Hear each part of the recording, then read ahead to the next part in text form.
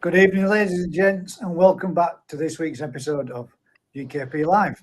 Hope everybody's good. Hope everybody's all had a good week and looking forward to the bank holiday.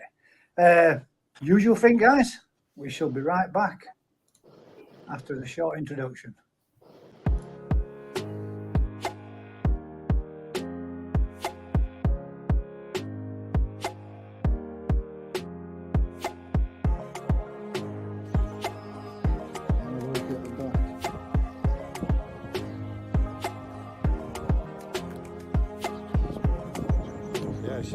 This would have, if I were going to pick this show, I'm going to pick that one.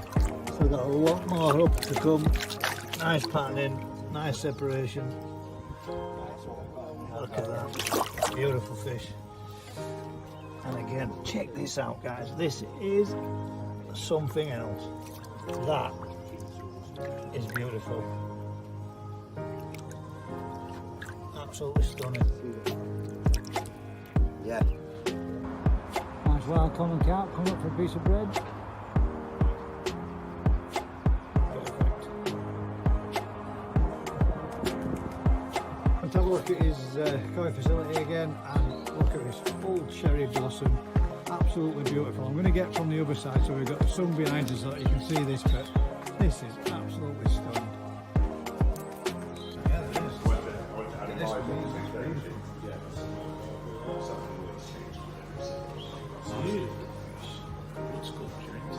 Yeah, it is.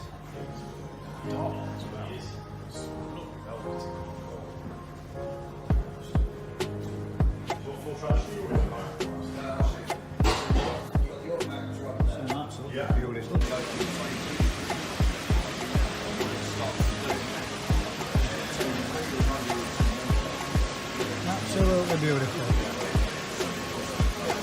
Without further ado, I'll get us inside, have a look around, and let you see what you think.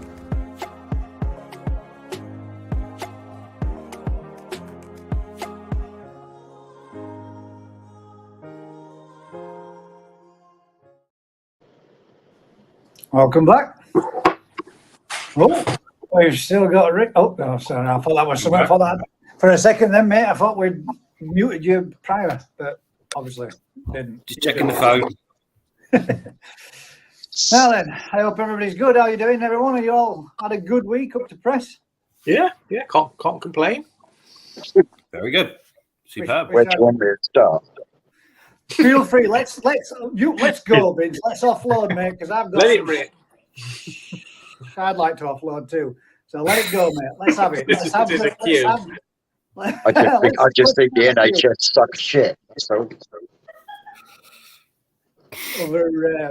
And yeah, that is why there has been no video in this week, because my fingers are like little fucking sausages at the moment. And tomorrow is week 4 with no injection. So, but I've got to go to the hospital tomorrow at 8:30, and they're hoping to rush me through a blood test. And touch wood, I should have my my injection by Wednesday. So hopefully,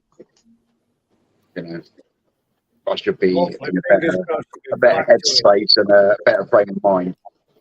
I have managed to do a couple of little bits down there. I've finally got all my pipe work finished. So everything's all engine half solvent weld. Weights are all hooked up. It's just a case of lagging them off now.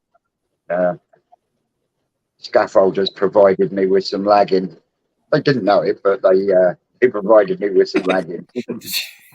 And yeah, problem is I've run out fucking zip ties now, so I'm 3/4 of the way through. But yeah, I'm glad I've got my boy here to give me a hand, that's for sure. Well, main thing is, mate, you get in there, but don't mention that word ever again. Scaffolding is a bad word. Scaffolders is not the word of the week. Not the word of the week at all. Go on in, so yeah, I do apologise to everyone. Hey, mate, if you're not good, you're not good. And if you need to take a break, you take a break. That's what it's about, mate. It's about health before you're putting content out, mate. You've got to make sure you're good. Yeah. About you, Daz. How's your week been? Give me a second. It's been all right. Yeah, I've been jerked around a bit with customers. turning up, no one there. So I've got a bit more koi stuff done than I was expecting to this week. That's kind of a bonus, though, isn't it? That's a bonus. It is. Yeah, I don't mind that. Yeah, I got all my spawning tanks cleaned out, filled up, cycled, ready. So it's full steam ahead this weekend. Get as many spawns done as I can. Hopefully for warm up as well. I'm excited for this weekend. Hopefully, fingers crossed. Oh, Marie, I'm going out this weekend. That's how you do it, Rick. If you've got something you need to say, you say it on a live, then Get it out. they're going to come in and shout at you. That's how it is. It's like dibs, isn't it? Yeah, that's it. That's the one. Get it Let in there. loose on the live. That's what we're going to call it. How's your week gone, Rick? Have you been busy, a productive week? Yeah, very good. Very good. So, yeah, all our spawnings have all hatched really well, apart from the Deutsch show are not so clever, but more than I could hope for everywhere else. So, yeah. It is. Once they're out and swimming about, they started feeding today. So, normally by that stage, you're pretty safe. Yeah. Wicked. That's good. Good So, news. Yeah. Yes. Good numbers. Have you got good numbers in the one that everybody picked and selected? Yeah. Everything's hatched really well, apart from the Deutsch showers, which not so good, but we've got enough for us, maybe some spare, but everything else is hatched bob on. And like I say, up and feeding now. So yeah, there's 11 ponds in the hatchery, I think, filled. So good start. Cool. That's a good kick-off to for the season, isn't it? Just need some good weather. We should have a good season. Yeah. So It's, we need to dig out the Barry White this weekend. Mood lighting. A couple of centre candles. Yeah. It should be. It's just so the wind's so cold, isn't it? It's just. It is. Mate. You go in our polytunnels and it's lovely, and you walk out. Like, 3 times this week, I've come out to a frost on my windscreen and a ground frost in garden. 3 We times. ain't that cold. It's been That's northerners for you. The fish have been like this. Come tea time, they've been like that. Yeah. Ready straight up to the top for some food. Come morning, they've all been like this, huddled up in bottom, freezing the nuts off again. But yeah, it's been bad. It's proper drop cold. Today's been the coldest. It did feel cold today because there were cloud coverage, and I've felt cold today. I haven't gone to it. I mean, I've just been in jumper light, but I definitely wouldn't have been taking jumper off. Too cold for that. It's been a bit on the nippy side. Well, yes. Other than that, week was going well until I came home. We're talking about scaffolders. Yeah. You scaffolders. Well, not all scaffolders, but the particular ones that came to do some work outside my house and dropped a scaffold bar from a fucking conservatory roof. Yeah. Well done, bell ends. So now we've got that unfortunate shite to deal with. And the worst thing is, it's not even supposed to be there yet until the weekend. Neighbours probably feel like complete idiots because it's not even for me. It's not even my work. It's for my neighbour. So that they can have a side of their house pointed and rendered.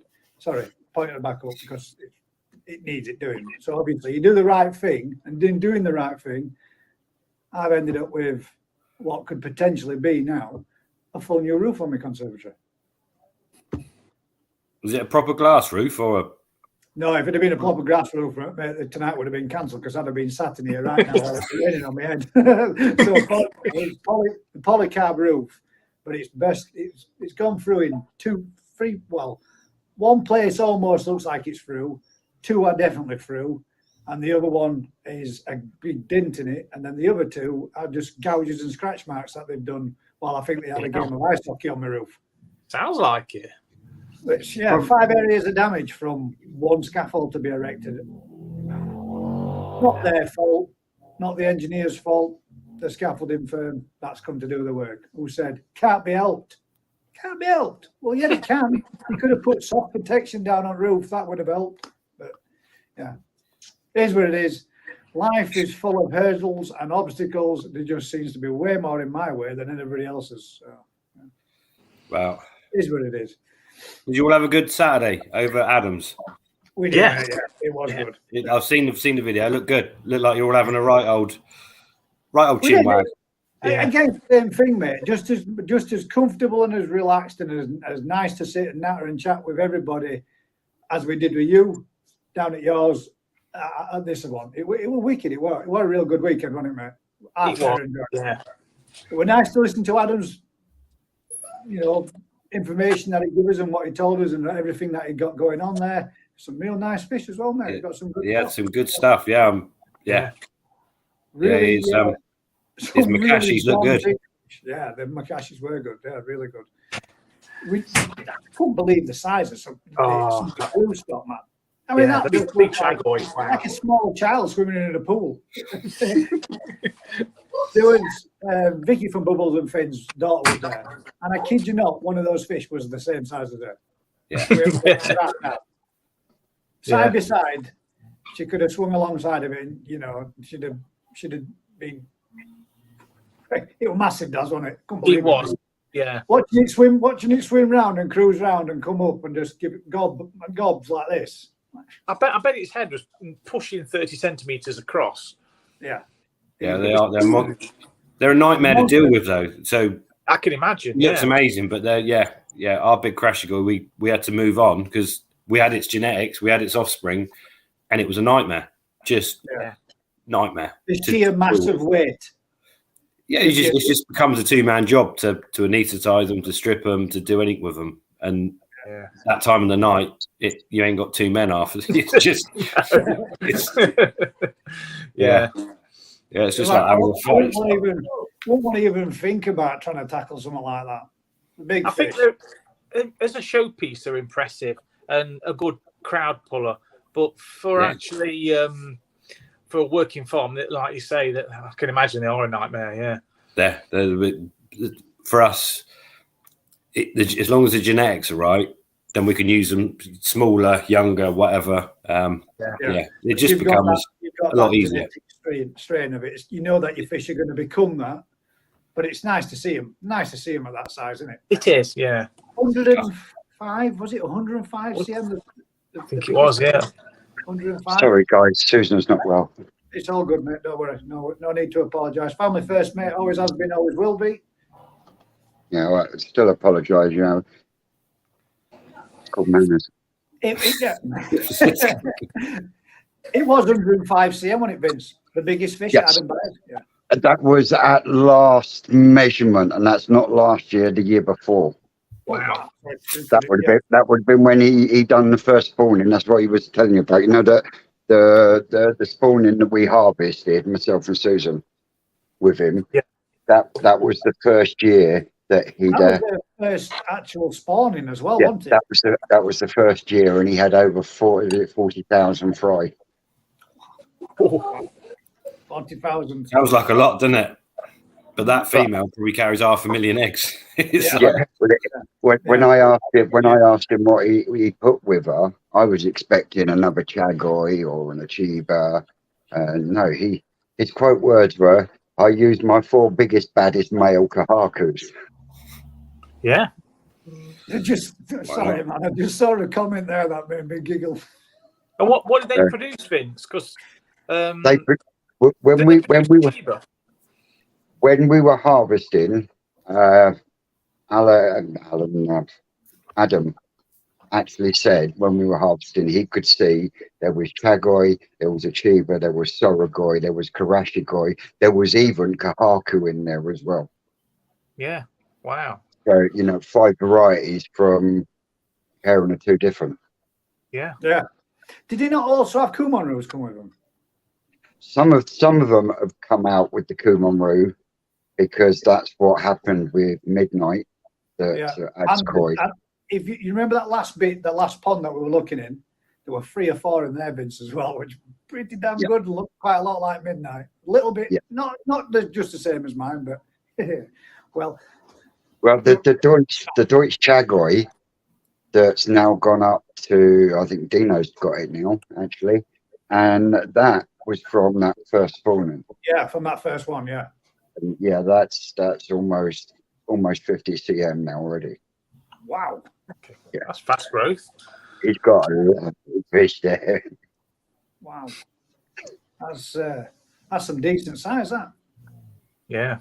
That's just Yep. toe size now, isn't it? Yeah, me too. Yeah, just Wow. got toe size. But as we know, as we all got to find out last week, if it was kept on heat, it's a little bit older. Yes, that did sort of, that opened my eyes slightly to what he was Yeah, it saying. did me. Some me of very much. what he was saying there does actually make sense. It's been a topic. They just age. The age with temperature is not. Yeah. So we always just think of years as years, but for something that's related to temperature, it's completely different. Yeah.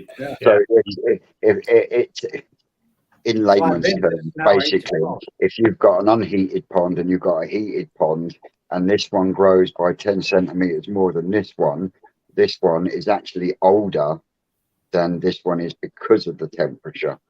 Yeah. The metabolism faster. Yeah. So it's mind blowing, and listen to him.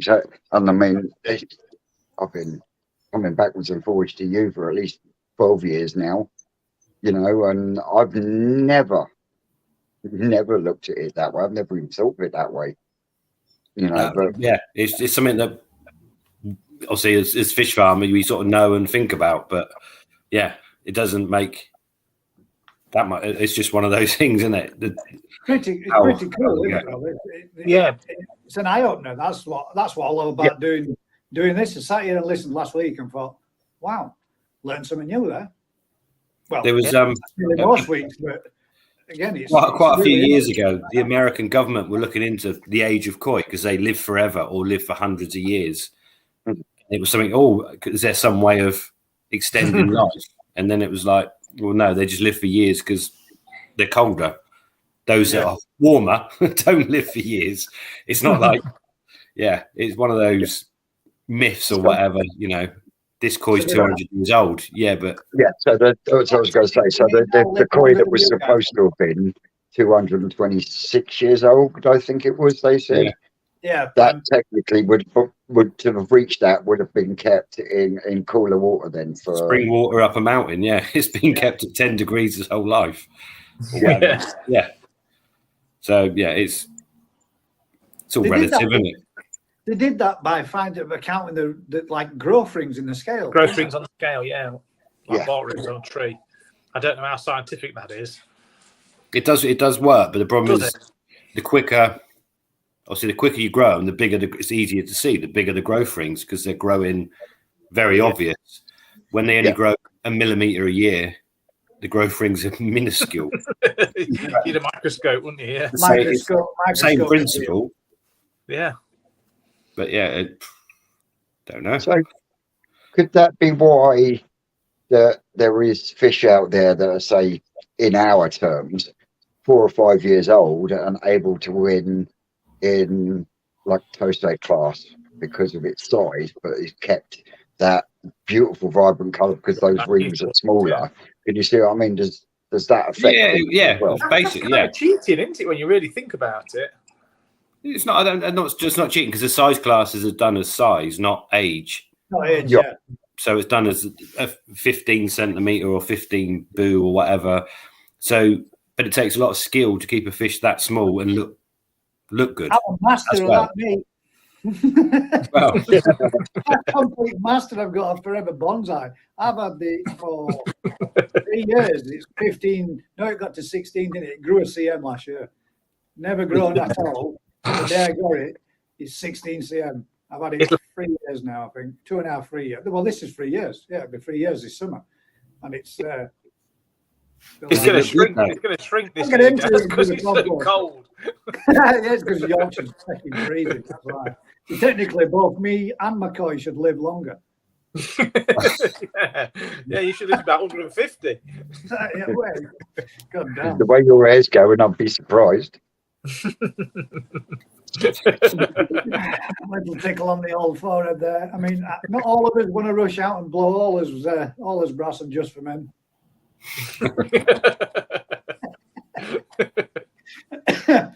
Right, we'll kick need off some. this week's show. No, mate, just go with it gracefully like me. I mean, I've just read a comment there from Yorkshire Coy saying, Gaz looks younger by daylight. Jesus, fucker. It's that beam of light coming through the hole in the roof shining on Yeah, you. that's what it is. It's the actual brand new skylight I've just had fitted. Anyway, it is what it is. We'll touch on a few of these comments and say hello to a couple of people, and then we'll get into tonight's questions that we've been asked. If anybody does have any questions, guys, if you want to do us a huge favour, type them out in capital letters. If you've got anything you want to ask any one of us, whether it be Rick, Vince, Daz, or myself, give them out there in capital letters for us, guys. It just makes it a little bit easier for me to find. Please be gentle and fragile. Yeah. Looks it. We've got Anthony Morris, who says, good evening, Coysters all, from a very wet farmer, Oxfordshire. It's a bit the same way out there. It's literally just started lashing it down right after I've had an hole put in my roof. Perfect. Let it go. Yeah, move on. I'm going to get it as many times as I can. Humbert Guy, who's our Aaron. How you doing, bud? Good evening, all. Hope everyone is well. Yay, Thank you very much, mate. finally done it. Oh, and then we've got our Aaron. How you going, mate? Hope you're good. Thanks Evening, very much for joining us. Bubble and Finch UK says, good evening, everyone. Hope you're all having a great week. Thank you very much. Hope you have too. Crafty Coy says, good evening, all. Evening, Crafty. Evening, Crafty's Crafty. on. Simon Shears says, evening, all. We have a little red rose. Is that a rose or is it a tulip? No, It could it's be the English rose. Is it English rose, you reckon? Not sure. Could be a conspiracy. Is it really? DT Coy says, good evening, everyone. Hope everyone is well. Evening, Dave. Nice one, Dave. Thanks for joining us, bud. Skeg is in with a boom. Evening, Skeg. Mr. Lawson says, good evening, everyone. Looking forward to another amazing GKP Live. Thank you very much. Nick. That's premature, isn't it? Yeah. That's set us up for a fall, isn't it? Amanda Smith says, good evening, all, with a big smiley face. Evening, Amanda. Will Sky says, evening, all, best time of the week. Oh, we're getting bulled up here. Thank you very much, mate. Appreciate it. And thank you very much, mate, for the little show that you put out last week. Appreciate it to know that you're enjoying what we're doing and what we're putting out there. One slight little correction, and these guys will probably know more than myself. Does anybody know the full list? Let's say from 1 to 10 years in toe side, knee side, sand side, etc., etc., etc. No. No, I forget once I get to Yonsai. Yeah, Yonsai being 4 years, that's as high as I knew as well, mate, to be fair. It might be a Gozai. That's about it. How lot of numbers that though? 5 Gozai. 5 Gozai. So we've got Tosai, Nisai, Sansai, Yonsai, Gosai, 1 to 5. You've only got 5 fingers. What else do you need? That's it. Now, my other hand's on the mouse, so I'm sorry we can't go any further. I'm sure Crafty will put it in. We've got JP Watergarden says, my favourite people, sorry, how's my favourite people doing tonight? Thanks for joining us. You saying that, Gaz? Talking about JP Watergardens, I have actually got him down here on some a couple of new channels that have started that I've found. So yeah, JP Watergardens is one. Let's give him a little share then. Frankly Coy is another one. Then you've got Dave's Fish Emporium, Koi Madness, and Cowboy Koi.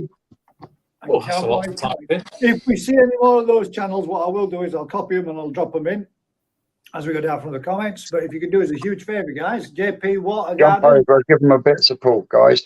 The one we've got his link just being posted there in the comments. Is at present he's on 40 subscribers with 33 videos, so he's got some content out there for you to have a look at as well. Based in Essex. And just tell them the Twisted One and Gaz sent us. There you go, mate. Hope that gets you a couple more subscribers and a bit more content from yourself for us to be watching. So, jobs are good. We're up to 91 viewing at present. 92. 53 thumbs up. Guys, come on, do us a huge favour. Let's share the love a little bit. Let's have some of them thumbs up. Let's see if we can actually hit the 100 mark this evening. It'd be fantastic if we'd actually get the thumbs up to 100. We've never ever done it before. We've hit the viewers to 100, but I'd really like to see if we can start getting those thumbs up as well. If you're enjoying what you're seeing, give us a little like. We're greatly appreciated. One other thing I would like to say, Gaz, there will be a video next week, but I would just like to say a big thank you from me to everyone out there that has subscribed and has watched and continues to watch what I do and getting me to 2,000 subscribers. Whoop, whoop. Thank you. Whoop, whoop. Yeah, well done, mate. 2,000. Deserved, mate. I mean, you've got 2,400 videos out. Oh. That's been done. No. No, you have got a fair bit of content out, mate, and you've pretty much touched base and covered damn near everything. So there's plenty for people to be watching, mate. So I mean, it's Got deserved. more coming, in you, Vince? Oh yes. As long as you're fit to do it. Yep, will be. I've got, there is, other than just chucking some food in, there's fuck all for me to do for a good 4 or 5 days now. So I should be well and truly rested for that on Tuesday. There we go. That's what you want, mate. Just take it easy a bit. Get yourself back up into tip-top condition. And you'll be right then. I'm hoping to be able to bring Susan with me. Yes. Yeah, I look forward to that. She brings the food. That'd be nice, mate. That'd be nice. Getting her back out there in amongst the koi again. She'll love it down there, mate. She'll be gone for hours, going through all Ginrin, everything. Yeah. She does like a bling, doesn't she? Your wallet might not like it so much when she gets down there. She might be picking out a good selection in the pick and mix. Oh yes. Fingers crossed. Fingers crossed. Paul Mack says, good evening to the panel and all in the chat. Thanks very much for joining us, Paul. Hope you're good, mate. West Brom Kai says, evening all. Evening, West Brom. Hope you're good. PDP from West Brom Street. Chris Henton says, good evening all with a thumbs up. Evening, Chris. Mr. Gary Webb says, good evening, people. Good evening, Gary. Evening. Seska. Yes. Seska says hi with a wave. How's the pod coming on, love? I hope it's doing well. I did put one on Facebook where you looked like you were filling it up, but not necessarily wanting to be filling it up. Damn rain, love. You've had a fair bit of rain your way, haven't you? Hopefully, he's done fucking outstanding on that block work. Yeah. Outstanding. Doing a cracking job. It does look good. Keith Smith says, evening all with a thumbs up. Thanks very much for joining us again, Keith. Evening, Keith. Budget Pond Keeper says, evening all. Hope everyone is well. And the same to you, mate. Hope you're good. Evening. Got to agree with this one. I hate the rain. Just want the summer weather now. Yeah. I mean, we're well overdue. It's time. Enough. It is. It's funny, though, when you say it, like, my dad only lives literally with a good catapult. I could hit his house from here. That's how close he is. Is that what happened to your roof? Your dad was sending you messages. That's what could have happened. Yeah, that's what it was. But I went out my garden, my red Acer, and I forgot the type. Does it's the one that looks like kind of. It's pure. It's like a deep purple. Dissecting. There you go. Yeah, without the name was just on the tip of my tongue. I just couldn't get it out. But I've got one. My dad's got one, and my dad's got a couple of other types as well. These are all in full, complete leaf. Mine have only just nicely opened up. Yeah. Mine in the front garden are loving it. Yeah, it depends how sheltered it is. If it's near a cold wind, they don't like it. They hate cold wind. including the new one that Marge bought me. Apparently, it starts off as a white leaf and then goes really red. Oh, that's nice. That looks Yeah. good. Jigs says, howdy folks, with a wink and a thumbs up. How are you doing, Jigs? evening, Thanks for Jigs. joining us, mate. Andy's Koi Puddle says, evening everyone, with a wave. Good evening, Andy. Thanks for joining us again. John Cope says, evening everyone, hope all is good in the ponding world. Yeah, to be fair, mate, It's a new term, isn't it? nothing to report. Everything's good so far.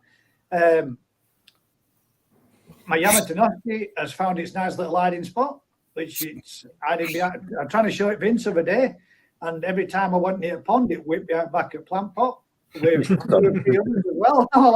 I were out there for a good 15 minutes trying to catch it on camera, and I was trying to do it through Telegram.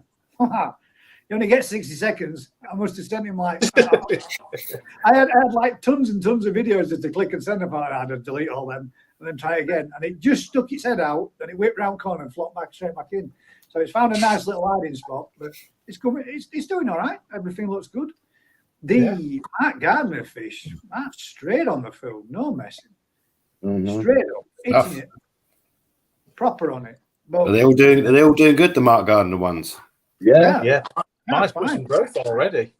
I think I got 3 of my grown on tank. I had quite a long conversation with Joe from Koi Talk today. So there's an article going in about Mark Gardner and all the stuff we were doing. Oh, lovely. That should be coming out June, maybe.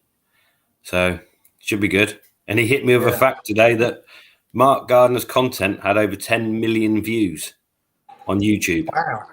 Yeah. I don't know if that's right or not. Well, 10 mate, I million know views. a lot of people at the moment that are watching Mark Gardner's back catalogue, especially after the Grown Show. Yeah. It's not 10 million. But he has, like you say, he has and had such an impact on the koi world, and he's still having an impact. Japan, America, lots of people knew him. It was worldwide. Yeah, He had massive. some really good content, though, didn't he? He had some really good content. He's still got it. It's still there. It's still viable. I've spoken to quite a few people over the last couple of weeks since we've done the Grown Show that have actually messaged me and said, "Gee, this bloke done everything." Yeah, he did. Yeah. And like, one, he ended up getting told off by his missus because he spent more time watching Mark's videos. Sounds familiar. Yeah. Simon says, my pond don't get wet. Is it indoors? Sorry. You want to think that one through, Simon? I mean, it's full of water. It's got to be wet. Now then, is a fish wet? There's a question for you. Yeah. Well, if you try him out, I think If it's not, then he's not going to be very happy. there was a slime coat between the fish and the water, so technically, is the fish wet? Yeah. Is the fish wet? Yeah, they can die from. We got asked that question once. Like, the body. is the fish wet? DT says, even everyone who I missed earlier on in the chat. Chasing Koi says, knock knock to all. Good evening, bud. Thanks for joining us. All right, Terry.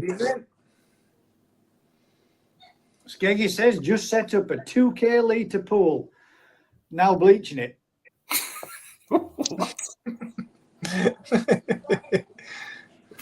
I think Franny, he bought it second hand and he's sterilising it. Oh.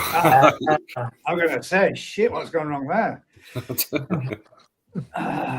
At least that's a better answer. Yeah, bleaching it out, ready for it, prepping it to be using it. Nice. Well, poor bastard's had to make his main pond smaller, hasn't he? He's had to shore it up and backfill. Right, so his fucking liner. Would that be with the old RATs? Yeah, RATs, yeah. Yeah, certainly bitches, man. Once they get in, though, that's it. They make a lot of damage, don't they? Don't they, Cole?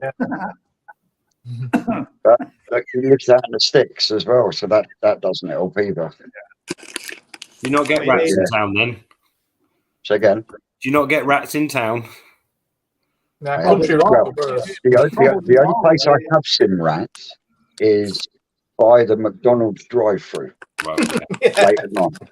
Yeah. As big as badgers. they do like them. As bold as brass. Yeah. Oh, now then, this is reminded me that we've got MJ Coy says, evening all, thanks for joining us, bud. Evening, Matthew. Life around the koi pond.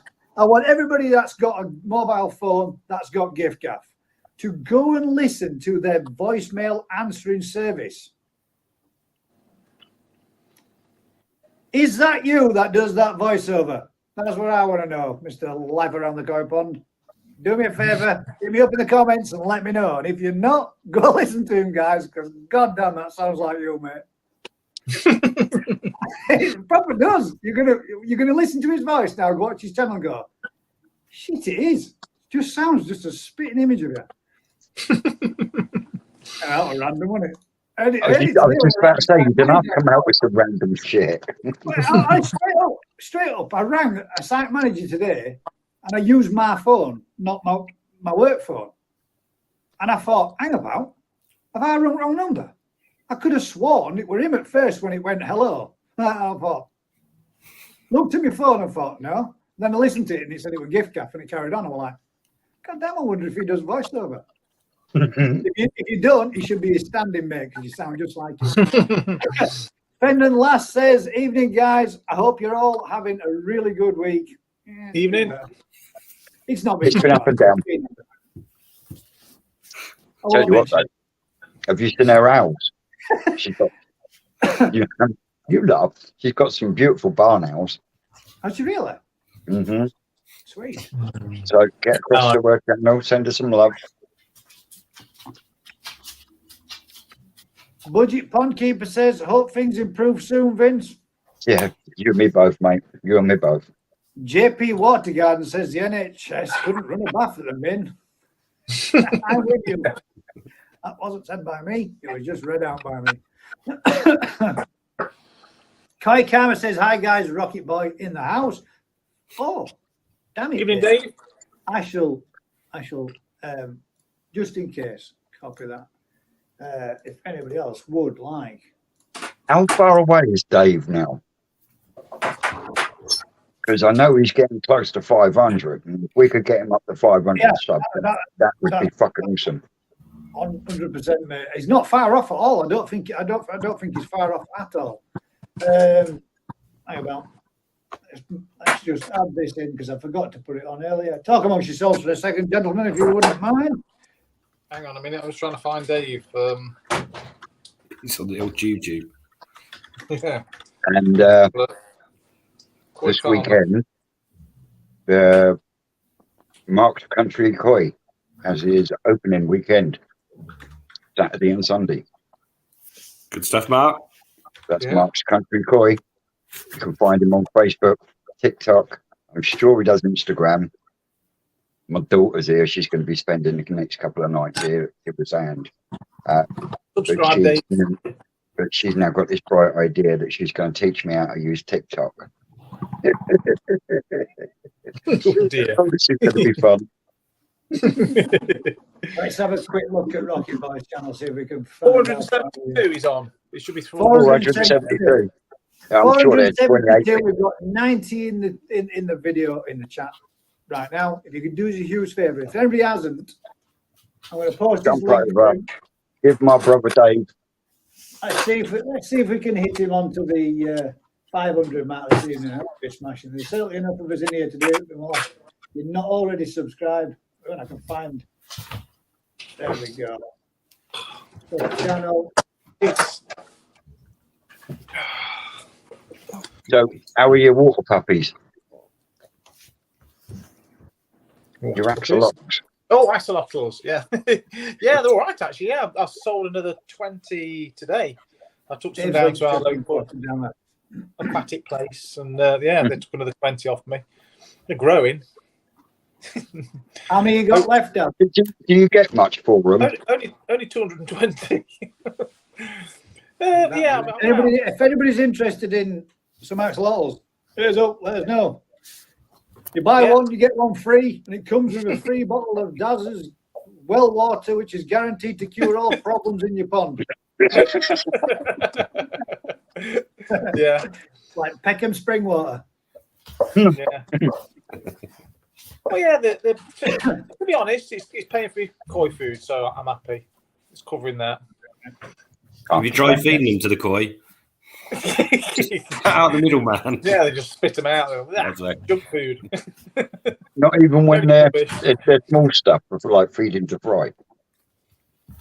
Or slightly larger fry. Can you see what I mean? When they're really small, could you not use them as a food Yeah, for? well, they've stopped laying eggs out, stopped breeding, so that's it. They're done for the year. They spawn from December to March normally. Mm-hmm.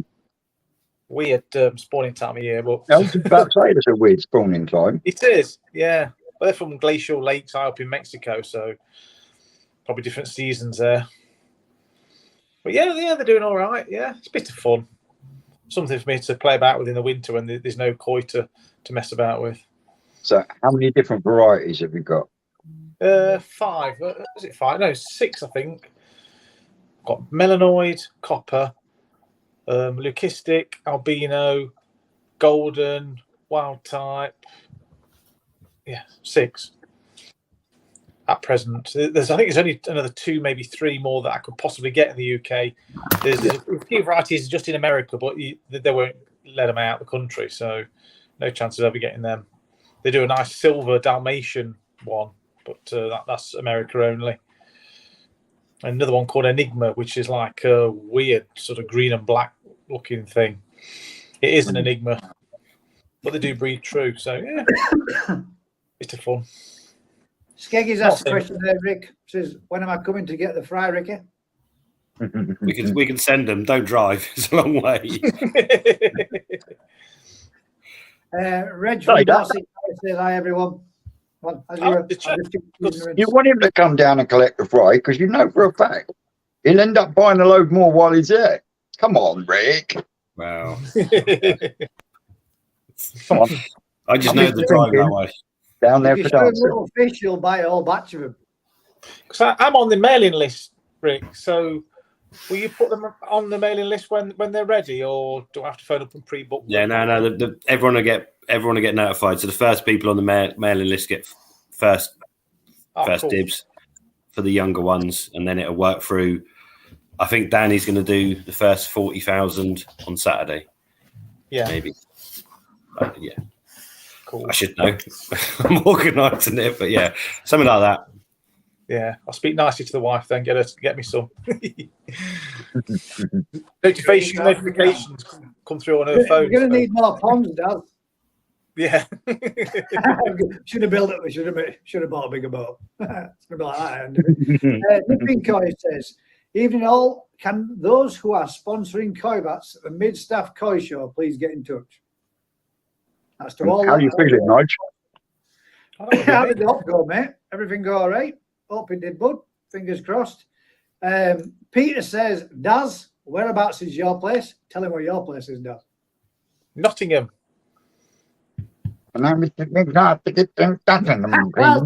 what I think every time I say that, mate. Tunes. I'll be breathe more easily. We'll be there Saturday, I think. Yeah. All be well. Nipping Koi says, pond covers, Gaz. You shouldn't have to, but it's up to them for fucking now. That's the one, Vince. You're seeing it from my side of things. It's not for me to protect my pond. It's for the contractors that are doing the work. If they think that they can't do it without endangering my livestock, then they shouldn't be doing it. But well, they should be putting something up to prevent it from happening. That's it. Well, what if you just go ahead and kill your fish anyway? But it is what I mean. I'm not going to. If I can, what I'll think, what like me and you were saying, does is just a bit of tarp and going from the fence and pegging it down, pin it to the top of the fencing, and pin it down in, like 10 pegs over. Make a bit of an angle shield on it. If I can make like a bit of a lean-to stop anything from drifting that way, and that's what I'm aiming to do. But yeah, I'm going to wait. Get your sniper rifle out. Headshot when he's not looking. That's it. Got a good shot. But yeah, pond covers. I don't have pond covers, mate. My fish are hard bastards. They do. the Yorkshire True, Yorkshire bred, double hard bastards, and they don't. Thing on the snow. That's the only covers that my fish get is when the pond gets covered with snow. That's it. It's not really all that easy though for me to make a pond cover in that. But saying that, I will have a sheet of poly. Carl. Yes. Make some win-win. Damn. Oh, dear me. It's either that, or you keep it for when you make that little quarantine tank behind your bush.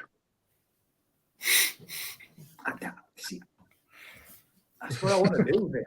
I want to do that, but she'll kick me ass, mate. Don't tell her, just do it. Just hide it. Oh, yeah. You've got your shed. You've got that gap. Just got And to then tell you do it behind the bush. It's better to ask for forgiveness and permission. That's what I was always told. Yeah. Is that what we're doing when we dig those mud ponds then, yeah? Yeah, it's always better to beg. Sorry, love, but the 360 diggers just got to get to the bottom of the garden. What for? Well, you never know when you might need one. Oh, dear me. Peter says... Flood prevention, that's what we'll put it down to. No, yeah, Pete, thanks, mate. I hope she's not watching this one. You're going to get a free roof and your wife's going to be in shock and only a holiday to get over. We'll need a holiday to get over it. Thanks, mate. Cheers, Bob. That just made it so much better. It's just cost me an holiday as well, no doubt. Probably a new sofa and a new kitchen to go with as well, yeah? That one. And bathroom decorating. In fact, sorry, why don't we just do the whole house? Start from the top, work his way to the bottom. This is. Let's get a topic, and then we shall come back to comments like what Peter just dropped me in it with. Can't block people, you know, guys. Quick wait. Right, I'll touch you on a few more then. Doesn't the National Grid do that? Do what, bud? You lost me there with that. Dig holes in my lawn. Here there. Yorkshire Koi. Gaz looks younger during daylight hours. You keep putting that in, Gaz. Told you were there. I didn't think you were imagining it, but I'm going to have to go and empty my fucking Tempest in a minute. Is that a euphemism for going for a wee? Yeah, Vince, I don't really think your skimmer's doing anything now. It's underwater.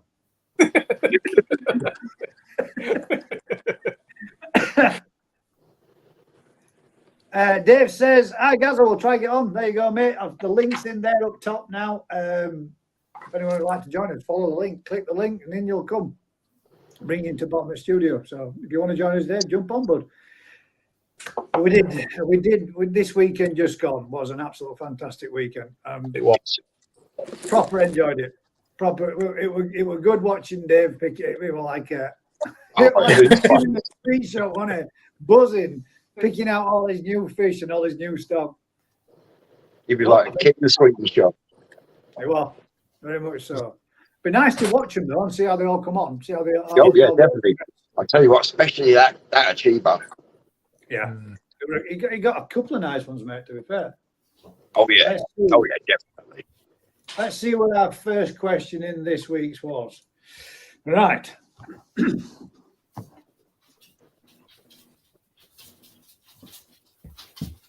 We've got, first question is from Lantron, I think that is. What's the difference between a Mizuno Ogon, or Mizuno? Yeah. Mizuno Ogon and a Deutschkin Matsuba. Looking on the New Forest website, they look the same to me. What am I missing? It's just a colour. The kin are yellow. The Mizunos go an orangey red. The same as a Kikasui is an orangey red.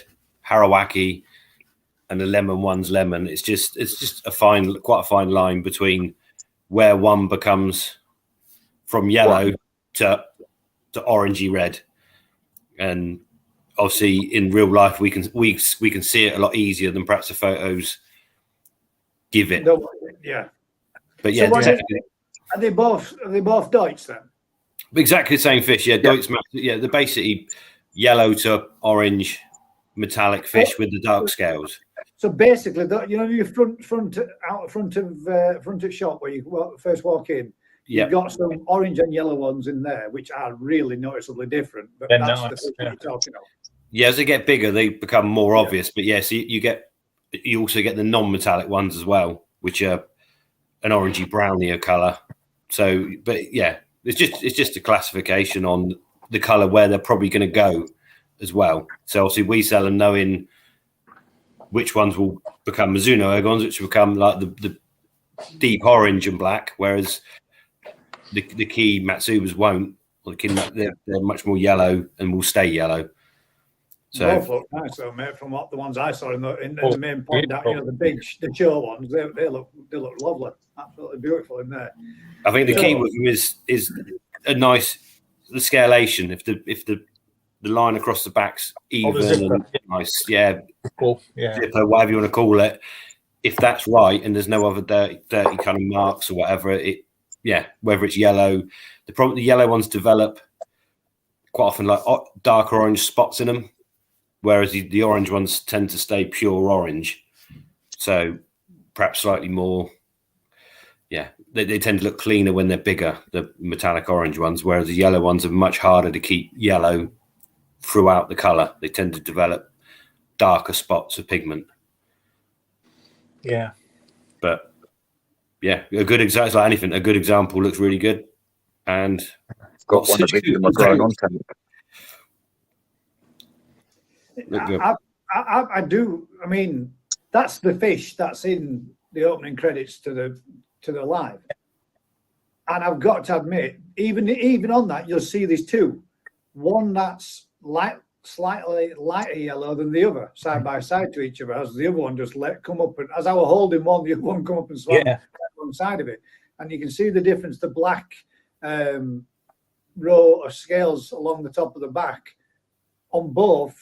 One darker, one lighter, but both still beautiful fish. I do really like them, to be fair, mate. I might have to pick one of them up from you at one point. Because talking about different variations, I genuinely can't remember who it was I was talking to. But apparently there is now a yellow achiever.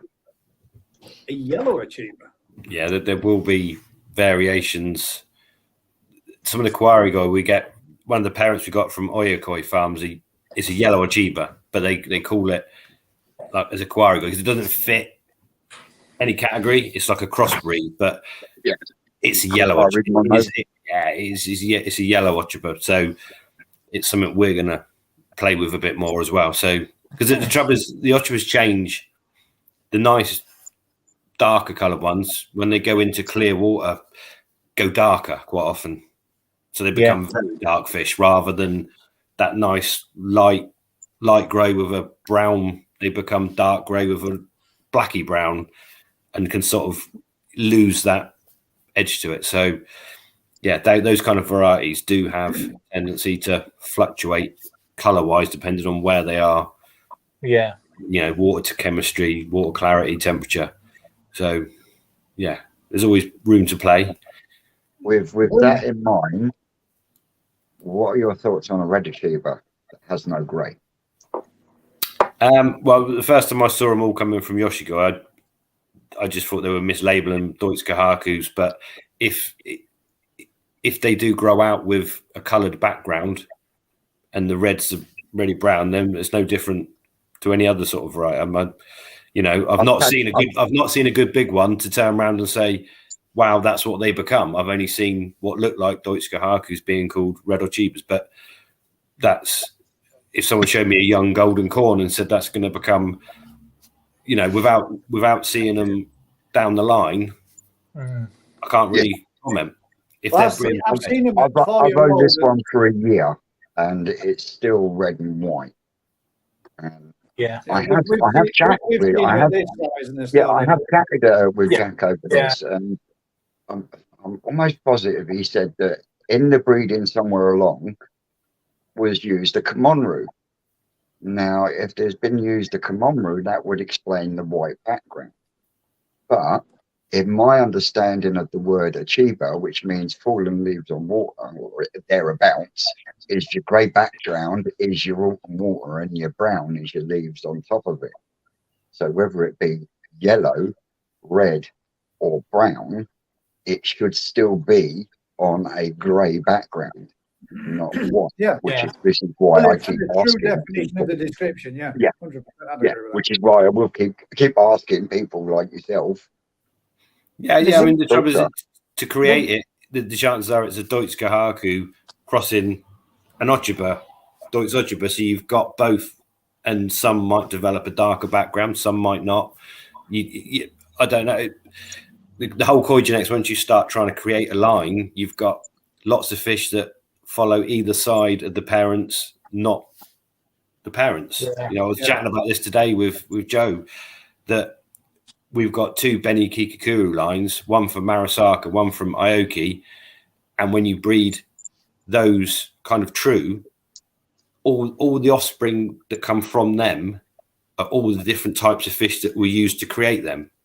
Yeah, and the two lines are completely different. So from the Aoki ones, we'll get Deutsch metallic Sankis, Deutsch Goshki, all this redder stuff, and then from the Marasaka line, you get almost like metallic Shishuis, and so they've created the same variety from different paths.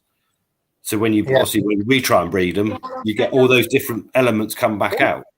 What you call some of the ancestral history of the fish as well, isn't it? So. Yeah. Before we go any further, just for those people out there, no, this is not me having a dig at anyone, be it Jack or Yoshikoi. This is just a question. Period. Just before I just want to clarify that before anyone starts jumping on a bandwagon. Oh, he's slagging him off doing this and that and the other. No. It has always been a genuine question, because when myself and Susan bought the fish, we were told that it would begin to go a pale grey colour. It might be like a pale blue, but either way, there is supposed to be a change. And at this point, a year on, there has been no change, which is why when I speak to someone who's like Ricky is, it's just a question. Yeah, because I'm intrigued, you know. When we were there in Poland, we saw what I would describe as plum-coloured Achibas on a grey background. Yeah, and they were somewhere else, mate. They were exceptional, but it was on a gunmetal grey with a brown. You know, it looked plum when you caught it in certain lights. Other times it looked like a darker shade of brown. I think it was a metallic sheen to it as well. Yeah, the metallic sheen giving that off to a metallic Achiba. Yeah. When we were at Adam Byers, mate, when you saw those ones that he got there, they reminded me almost straight away. Yeah, almost 100% of those same fish over there. They were so brown, even with the individual outlining, like somebody sharpened round them. That black line around the edge. Yeah. Now, I don't know how many generations it took Adam to get to that, or whether or not he gets any throwbacks to others and whatever else. But that should have been a question we should have asked Adam as well when we were there. Maybe next time, if you ever do get Adam on, we can ask him and see what he thinks. But like you say, if you've stuck with two sets, you're going to get some throws. But if they're throwing back, technically they are what they are, aren't they? They are. If they come for an Achiba spawn, then they are technically Achiba offspring, but representing their previous ancestral lineage, aren't they? In a sense, you can only call them what they physically what they are to look at. So, like Adam's fish, as far as I'm aware, he crossed Shishui with Deutsch Ochiba, which is why the brown pattern runs laterally like a Shishui. So you get that a different type. Whereas the Yoshigoi ones are more the patterns like a Deutsch Kahaku on top. Yes, so you've got like a traditional Achiever would be. So they did have both, to be fair. Yeah, but they're built slightly differently. So if you bred from those, then you'll get offspring both ways, your Shoey type or from Adams, or you'd get Kahak. And you can only, if you breed two Sankeys together, they're Sankeys, but you'll get Kahakus or Beckos. They're Kahakus and Beckos. That's, you can't, change. So when we breed the Benny Kikakuru, we'll get, I think, Daz, you took a Deutz Sankey back from your Mark Gardner line, slightly metallic, but that's come from the Benny Kikakuru. So it's a metallic Deutz Sankey, but it's come from a completely different, but that's how he's created the line in the first place. So you're almost backpedaling from it. And it's certain varieties like that. There's so much room to play. By crossing a different male, you'll get completely different outcomes. And what you choose to keep when you grade them will give you different, all the Deutsch, all the Deutsch fish you had, you made in the Sheikies were all literally from the white fry. But so that they all come from the fry we would normally have culled out of that variety, but we kept, and they've actually turned out better than the fry we should have kept. Yeah, and that's okay. That normally happen, but that has happened. Yeah, good to work, Vince. Can I just jump in, Rocket Boy? If that's you, mate, you need to switch your camera on because I can't see if it's definitely you, and I'm not just going to put somebody on that says they're called Rocket Boy without being able to see him. You're in the back studio, mate. Put your camera on so we can see it's you, bud. Device not connected. Sorry. Have you got any more spawns lined up, Ricky, for later on in the season? Yeah. Well, we tend to try and do it in 3-week blocks. So we can get everything out of the hatchery, get the young stuff sold, and we'll do, I think, Hiatsuri, Kajaku, Sankey, Kahaku are all lined up for the next round of spawnings, as it were. So, it should be. If we can do stuff. Yeah, it should be good. Got a question for you, mate, because obviously, we went down there. Obviously, you watched the video, as you said. Do you do the same thing with your fry? You put them out 2 to 3 days old and leave them out there for the light, like Adam does, to get to about an inch and a half, and then bring them back in? We're kind of so everything we produce stays in the hatchery until it's 2 to 3 weeks old. So our hatcheries will have, whereas Adam breeds the fish and they stay where they are. Dave's gone. So Adam, literally, he breeds them in the big cages. Once they've hatched, he'll move them out to his ponds, which is kind of what a lot of the Japanese farms do. Well, whereas we breed them in a separate facility, take the eggs to hatcheries, hatch them, and then we'll feed them with the Artemia for 3 weeks, which is why we use so much Artemia, because that will give us literally 100% even growth rate on the fish to a certain point, which then we take 10,000 for each, whatever we need for ourselves.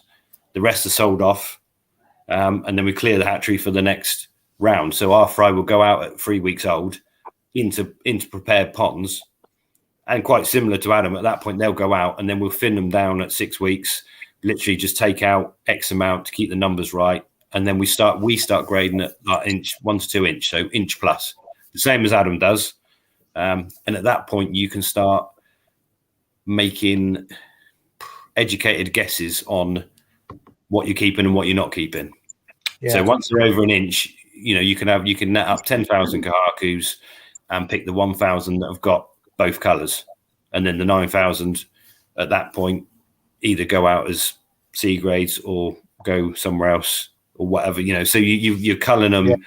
So all of our fry were sold either from the hatchery or at 6 weeks old are just as they come from the spawnings. There are surplus, because if you've got too many fish in a pond, the moment you've got too many, the bigger 10% will dominate and they will never be your good ones.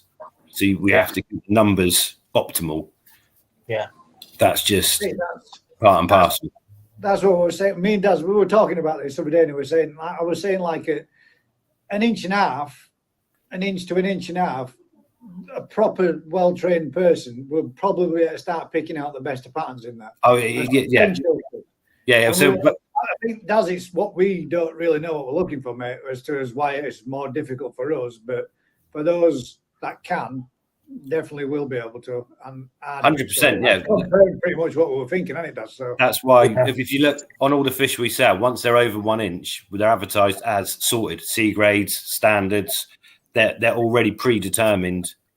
We know where they're going, basically. So we'll have already taken ours out, and the rest are made for market. But that's why our fry, our 6-week-old fry, and our 1 to 2s are basically the same kind of price. Yeah. Because we've already the fryer as they come, but they're smaller and younger. And then once you go over 1 inch, we've cherry picked what we deem to be what we want to be keeping. I mean, it's not necessarily your 1%, 10%, whatever it is that you want from out of that batch. It's normally 10 to 20% at 1 to 2 inch that you'll go through and be what you keep. Obviously, they don't keep; they only keep till the next cull and the next cull, whatever. But that's because it's kind of how it works. I mean, the whole fry sale thing was because we have to do so many parents. And each parent would fill, each one of our big fish would fill our farm. So we've always had surplus.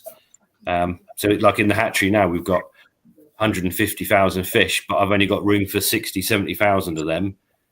And the rest are surplus. So obviously if we can sell them to cover our costs, cover the shrimp or whatever, it's a bonus. And where else are you going to be able to buy fish from selected parents? You know, we can show you these fish are from this one and this one or whatever.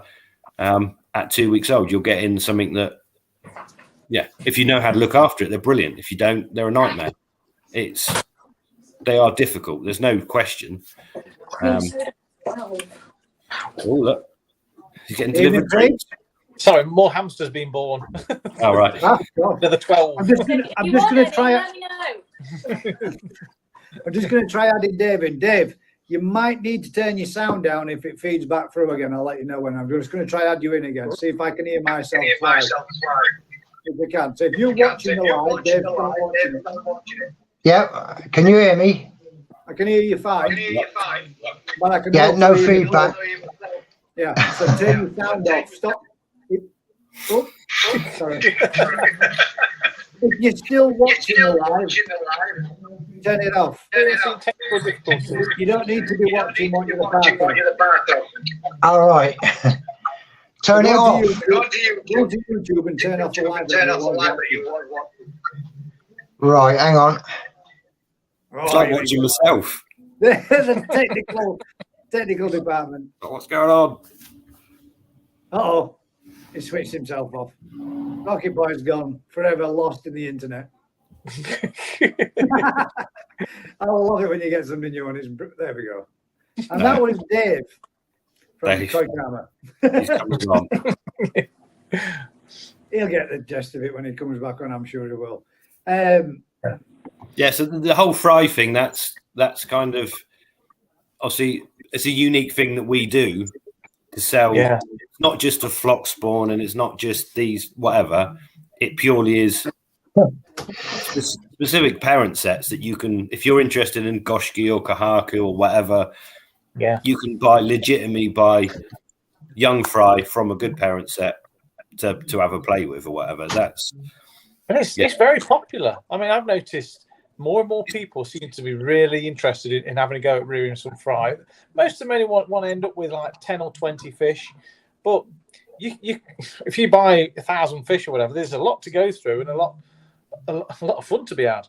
It's just we tried to make sure everyone's aware that if you buy 1,000 Goshki fry at 2 weeks old, you might have 10 nice Goshki. You've got to keep every fish alive and sort through them. You can't lose half of them and then hope to have the good ones left or whatever. You've got to be the one that selects. So you've got to grow them all, pick those that are showing patterns, pick those that are showing the right elements you're looking for.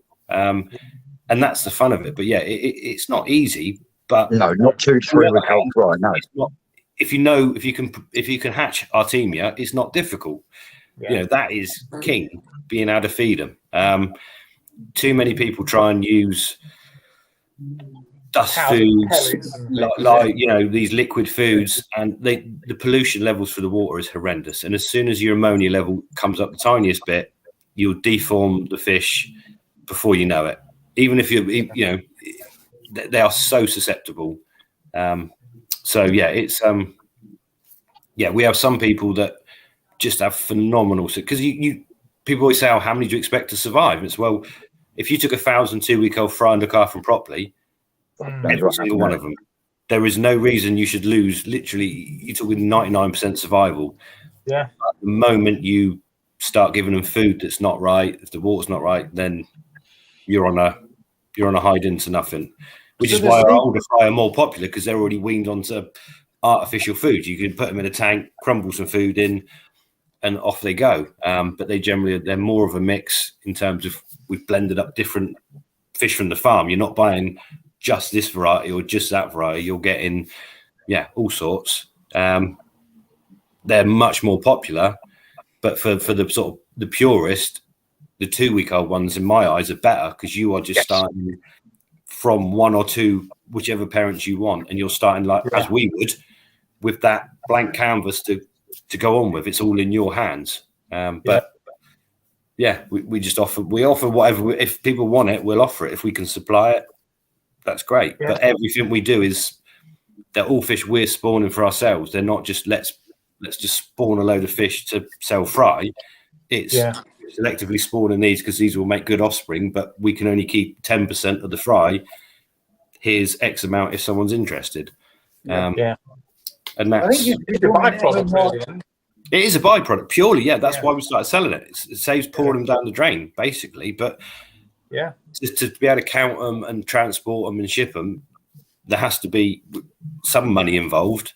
Yes, we don't charge a great deal. The 2-week-old fry, they're not expensive. I've actually got a question kind of related to this. Guys, I'm going to have to drop out completely and come back in. All right, mate. No worries, but I'll wait till you come back then. Yeah. I won't go any further until he gets back, and then we can all have a... You right, Dave? Yeah. Right, Dave? Hi, Rick. How are you? Yes. Well, thanks, Dave. How are you? Yeah, good, guys. Yeah. I must say, I got the what a weekend. We're good, mate. Wasn't it? We're wicked. Really did enjoy it.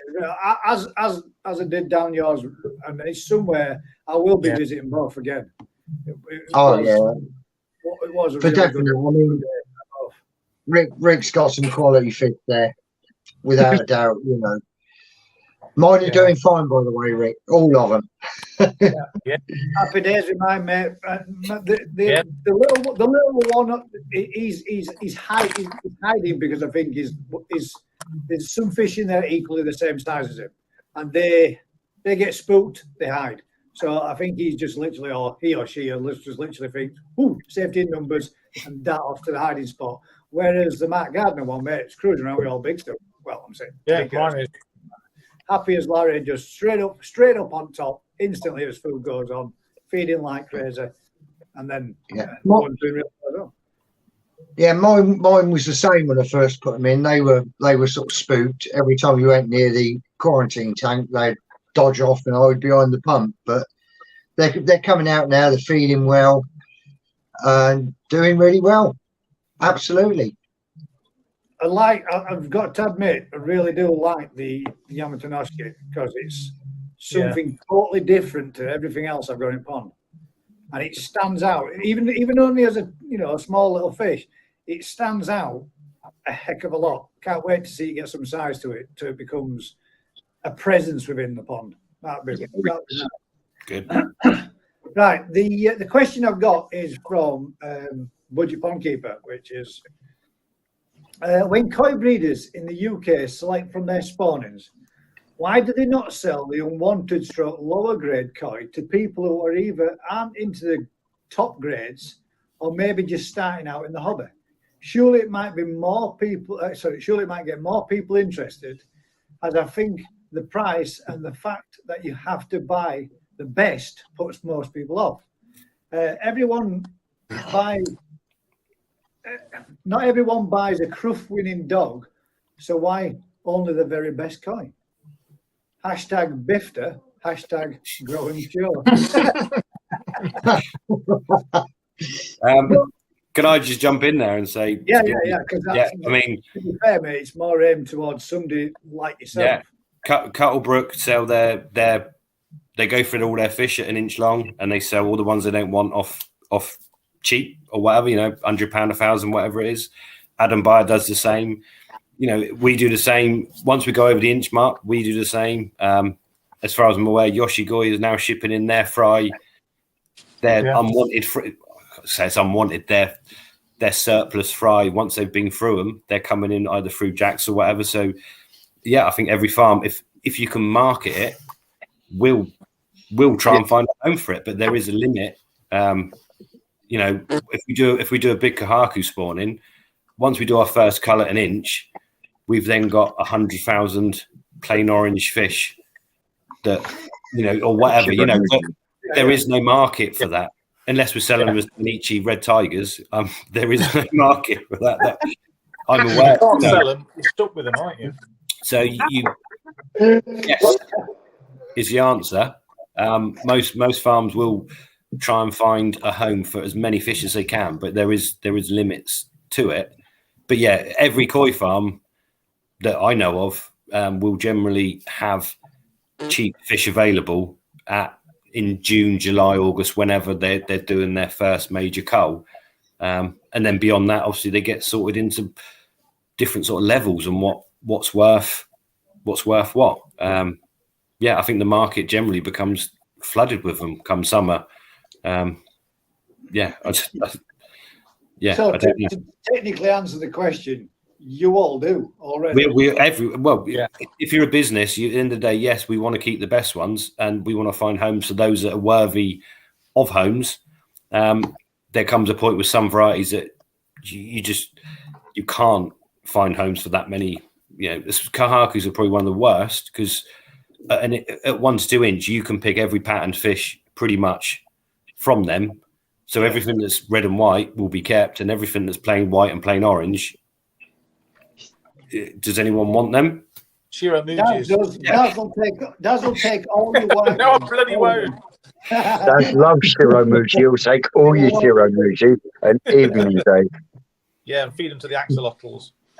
But yeah, we try and, obviously, we cull the amount we actually don't market is quite small. But a big farm in Japan that's doing 20 million fish, but they're only taking 4,000 or 5,000 fish to any point of market.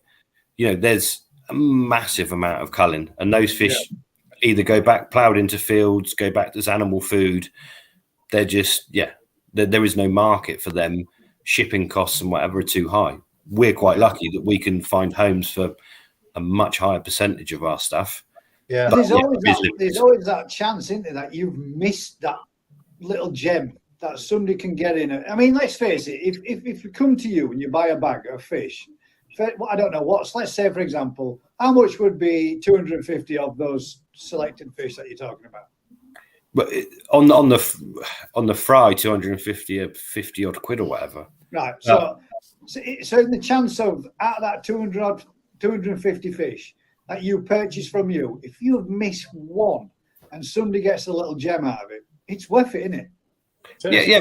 But there is varieties that you can't grade as easily, so there will be fish to go through. And Shirat series are one of the, you'll see. So you cull the black fry, you keep the black fry, but they don't really show the patterns till a bit later on. So some of them end up in the small mixes, and you can get some bangers from them. Kamonryu, Matsukawa back.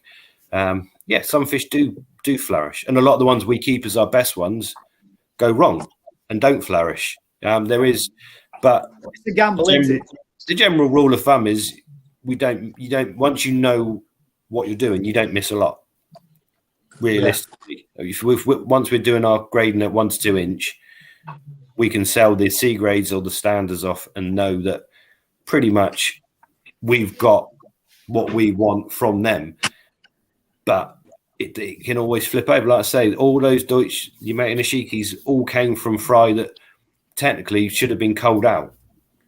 and weren't culled out because we saw something the year before that was actually, hang on, the few that didn't get culled out have turned out better than the ones we were keeping. What's occurring there? And yeah, that's just one of those sort of freaks, and it's from a line that isn't as set. You can't do that with Shearer at Surrey. If you get the white fry, they are white fry. They're not going to become good black and white fish. They, doesn't work. But koi being koi, there's so many genetics involved. As soon as you change your parent set, you can miss stuff. Yeah. Try not to. Oh yeah, I've got a beautiful Kimura and a Ginra and Matsukawa Baki from your pick and mix. It's growing really well. From some of the little stuff, those kind of varieties that change, they could be plain black or plain white when we're moving them out with very little colour on them. Year down the line, they could be the best fish that we produce from those parents. And I think that's sometimes the beauty of getting little ones and growing them on. You get to see, I think so. I really enjoy that side of it. Yeah, I do. You tend to learn more because you actually physically see the progression and how it progresses. Yeah, but then, I think that's why they're so popular. You see that progression, but I think people need to take it with a dose of realism and enjoy the process, but not expect. So many fish, you see them advertised. Oh, jumbo fry from show winning fish. You're going to have a grand champion and it's just nonsense. You're not just because if it's bred from jumbo parents doesn't mean it's grow jumbo. A small percentage of them will. B, the chance of you having a very good quality offspring from us is very, very small.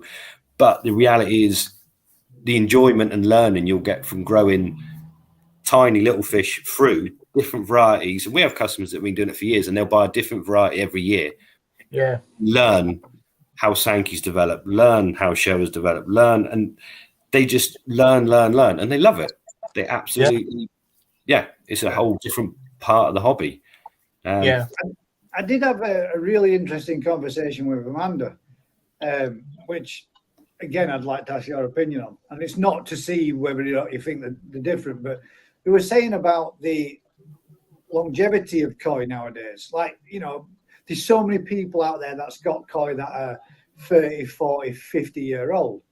And do you think that's something that you will get now out of koi from the last 10 years due to the amount of inbreeding that's put into them to produce these true pattern colours, which genetically make the fish slightly weaker, making the longevity of the lifespan shorter because the fish don't last as long? Do you agree with that kind of thing? Or I'd say some and some, depending. The trouble is you choosing parents on basic the looks or the shape or the colour, but you don't know the longevity. So some of those fish might live longer. Some might not live as long, but generally as a farm, things are turning over. So you're not keeping those fish long enough to know that at 6 years, every one of those fish develops tumours or dies, or those fish live for 200 years. You're continually chasing a dream or trying to improve on what you're doing. And the longevity, it's lovely to see some of our parent fish. We got fish that are 20-year-old parent fish that still can be of use now and again on the farm to change things up or put some genes back in. But I think you're breeding stuff for an outcome, for what you're trying to achieve at a given time, and that can have positive or negative effects on the strength or the longevity or whatever without you actually really knowing that aspect of it, because you're only dealing with 3, 4, 5-year-old fish that you're breeding. And you keep very few of them. So obviously some farms in Japan might have much older fish, and longevity is something they're really interested in, whereas other farms are interested in fish that are going to grow massive as quickly as possible, and they're continually changing their brood stock to achieve that. You might find that those fish only live 10 years. They might, without running them all out and realizing, it's a difficult one. But until you see, But you see a lot of I don't know. I mean, I don't know if they're older fish, but they are older fish. But I don't know it's necessarily because of their age or more the quality of them at the time when they were purchased. That they all seem washed out, colours fading, and pretty bland, all becoming either slightly speckled or shimmies and shimmies, colour fading. I mean, like I've seen every that. tiger that I've seen at a decent age looks nothing like what it did in its youth, and kind of crap. Yeah, but that's koi. Is that down to genetics though? Because I mean, we've all seen ponds full of garden centre quality koi that people have just bought cheap, and then they've grown them and grown them and grown them, and they all end up a load of, well, like you say, washed out mutts with big spots on them and everything. Is that down to the fact that they were cheap garden centre grade fish in the first place, or is that just a natural progression for all koi? It's from all koi will head that way, but 20 years ago, like the grand champion in Japan was a much older fish, grown much slower, and it took 10 years to achieve 70 centimeters or 80 centimeters, and that the growing regime's changed. Now you're getting the maximum from the fish. Everything happens faster. Yeah. Unless you keep the body shape from grand champions 10 years ago were completely different. Totally different, aren't they? But you could still have fish that look good for a long time, and certain farms in Japan still high. You know, that's still a big part of them, that they will fish. They can grow them big and fast, but they will still look good at 10 and 15 years old. Yeah. Maybe not to their absolute prime, but still look good. And yet you also have other people, and us as well. We will get hold of parent fish and think, wow, this is amazing. This looks really good at 2 years old. This looks really good. Put them together and the offspring look amazing for a couple of years and then go downhill. And obviously you don't know that until you've done that spawning and seen those fish 3 or 4 years old or beyond. When you say that though, I mean, in the grand scheme of things, I'm not saying it's not true, but I mean, I don't really, 230 years, whatever it was, your average fish or your average koi getting to 230, your average fish getting to 100 years. I mean, I reckon that's going to be pushing it for the very best of koi keepers these days to get a fish to 100-year-old.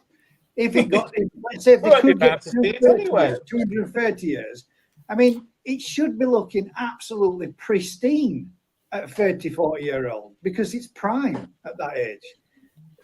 Yeah, but the fish we're talking about wasn't in the grand scheme of things. Wasn't a very good-looking fish to start with, so it's not. There you go. So maybe the better look, But you get what I mean, though, don't you? I mean, if it's only 30-year-old and it's got potential of living 230 years, it should be looking damn fine until at least 120, 130 before it starts to get a couple of wrinkles here and there. You know? And you can do that.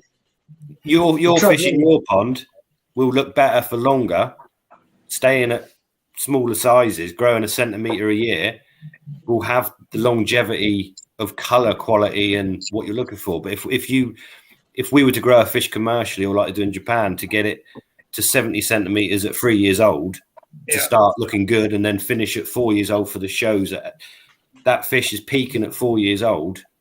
And the only way that fish is ever going is downhill from that point. You're taking it to its peak, and then it's going to go. And the speed it goes downhill will probably depend a lot on the temperature it's kept at. So if you get it looking good and then keep it at a lower temperature and give it a brilliant environment, it will probably look good for another 10 years. But if you keep it hot and keep trying to push it, it will go off. So you're saying the secret to a good koi is cryogenically frozen at 4 years old? Not far off. Not far off. You're fucking sci-fi. So there you go. You're going to dip it in a tank. But it's an optimum window, isn't it? To get the growth, you need the temperature, and everyone wants fish that look good when they're young.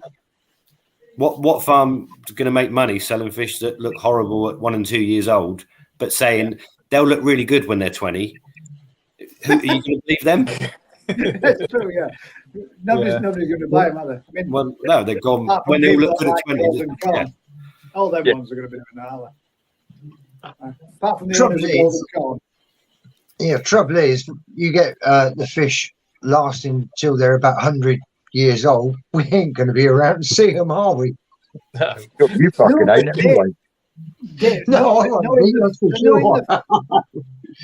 But don't you think, Dave, knowing the fact that you've left your kids something that's going to be a royal pain in their ass every weekend, for them to have to deal with it, is a belting thing to do, because I'm going to be super happy with it.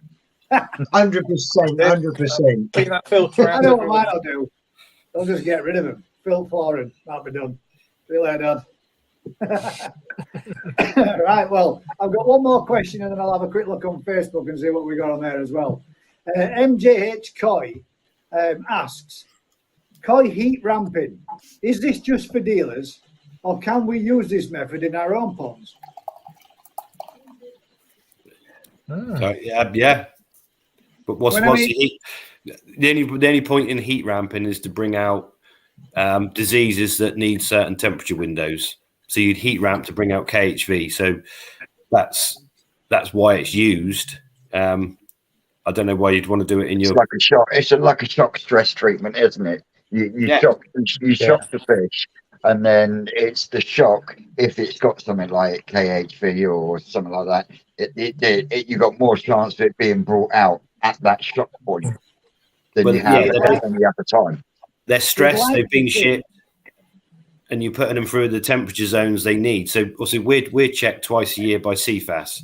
They come during the temperature window for SVC and during the temperature window for KHV and inspect the farm, knowing that at those temperatures, if there's a clinical disease on the farm, there will be issues somewhere on the farm with batches of fish or whatever that are showing those signs because you're in the temperature window. So when a dealer does it, they're buying fish in from Japan quite often in the spring when those fish have been kept hot all winter or maybe cold all winter, depending on what they're doing with them. They're coming over stressed, so they put them through the heat ramping to try and encourage any latent, disease that they're carrying. Again, mainly KHV, but SVC as well, to bring it out. And by doing that, you'll bar blood testing. You're pretty much guaranteeing that those fish are not carriers of said virus or any other problems that you're going to bring out by doing that. You're taking a very, very stressed animal from the airport because it's just been shipped, and then you're putting it through extra stresses. And if it is carrying anything, be it white spot or KHV, you're basically going to make sure bring it out. It shows it. Sleeping sickness is another one that is just a prime trigger. So you can see what you've got, and obviously if it's a parasite problem, you deal with it. If it's sleeping sickness, then you deal with it. If it's a notifiable disease, then you notify the people you need to notify, and just hope you've quarantined it as you should. It stems from now you've mentioned KHV. I was actually I had a message come through. I saw it come through on the screen there. A decoy keeper has asked thoughts on bleaching ponds or getting rid of if you're trying to get rid of, say, a bacterial infection or something like that. What are your thoughts on bleaching ponds over other chemicals that you can use, say CT or PP? Or to be honest, any fish disease, if you're going to put in a strong dose, if you remove all hosts, so you're removing obviously the infected fish, so you've got an empty pond that's now running, then any chlorine-based treatment, anything you put in through at a dose that's high enough should deal with that. But the fact there's no host, most of these diseases within a week or two naturally can't survive.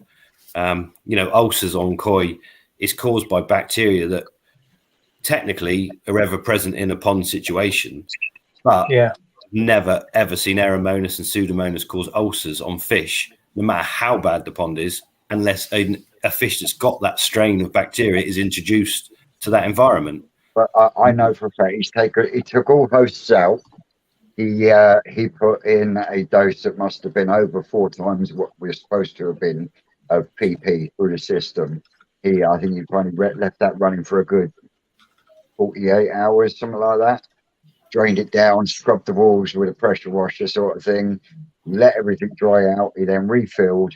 He then done another quadruple dose of PP and run that through the system and has neutralized it. And he is concerned on whether or not that would have killed it.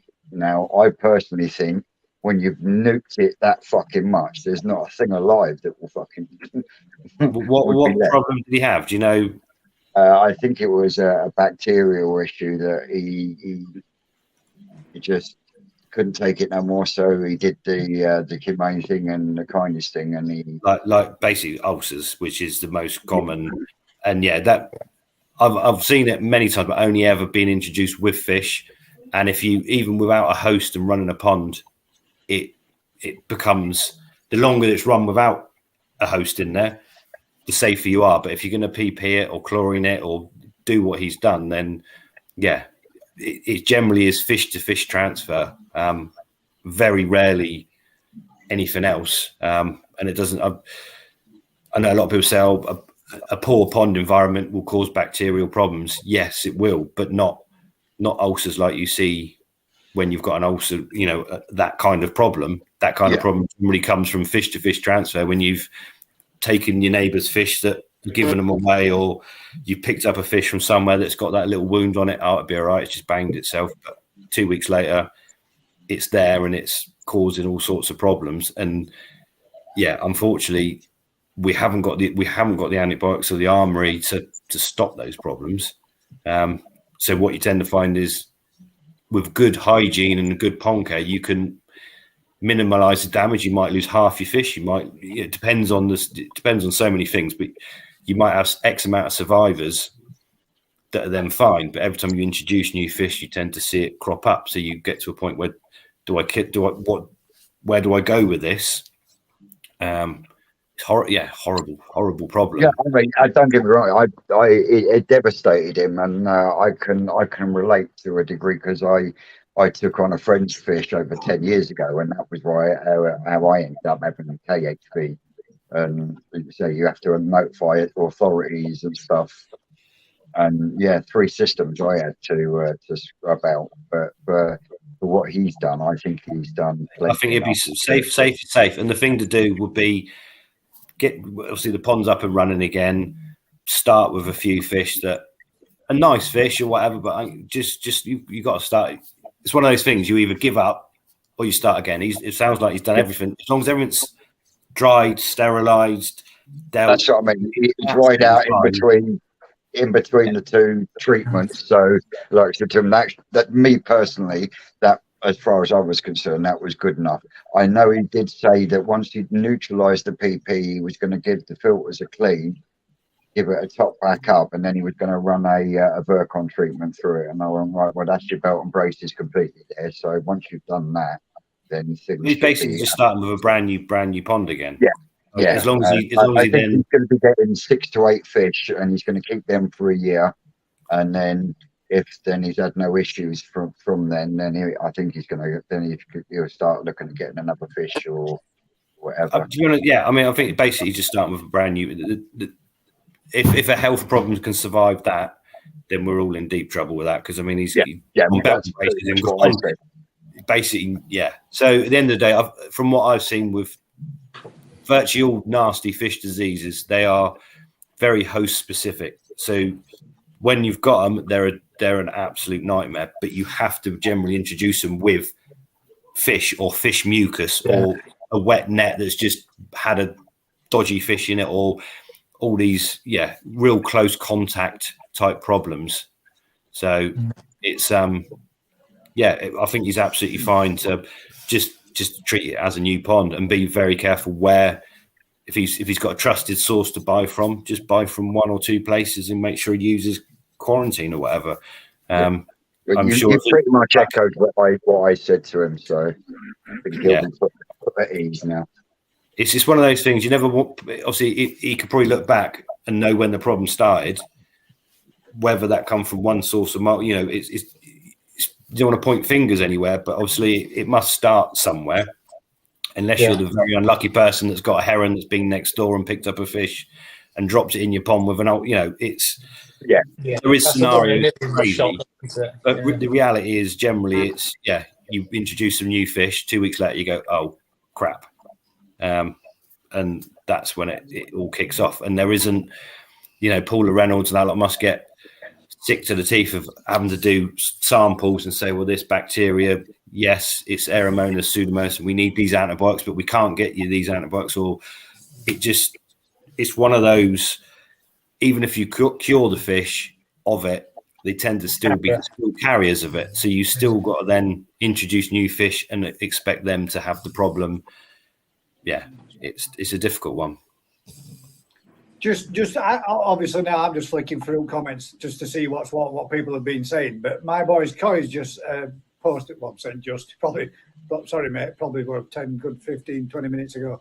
I asked Joss on Saturday about the red achiever. He pretty much said it's early days. The finished product will be light grey stroke blue with a reddish colour. So the fish that you've got now won't be. The finished product will be that. Well, that's what I was asking, and that's what I've been asking. Yeah, that's kind of that kind of explains is what they're trying to achieve, a new line of Ochuba, and from when they breed them, you're going to get aspects of where they've come from. So it's kind of the same. I see it's popped up there. So so Adam Byers is saying he's got fish that's same from the same line, or not. I don't know. Well, I asked, and all Adam's stock and koi are Japanese. Yeah, that's what we were told when we spoke with him at the weekend.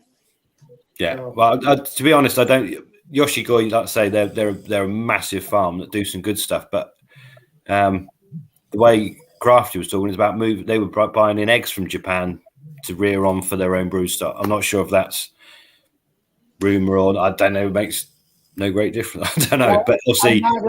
I'm never going to confirm, but I will say what I was told. And what I was told is that all their stock is Japanese, and he has spent an extensive amount of money on the new up and coming stuff that he's got for the next fair few years.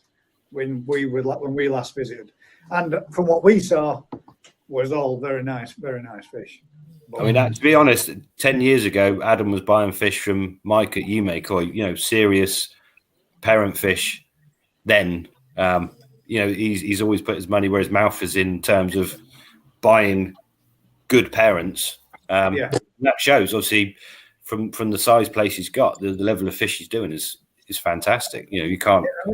Some of the names and some of the farms that we were talking about from his Asagi range and all the rest of it, I mean, you could see it, couldn't you, Daz, when we were sat talking with him? He was literally chuffed to bits with what he was producing and the response he got when he went back to Japan and visited recently.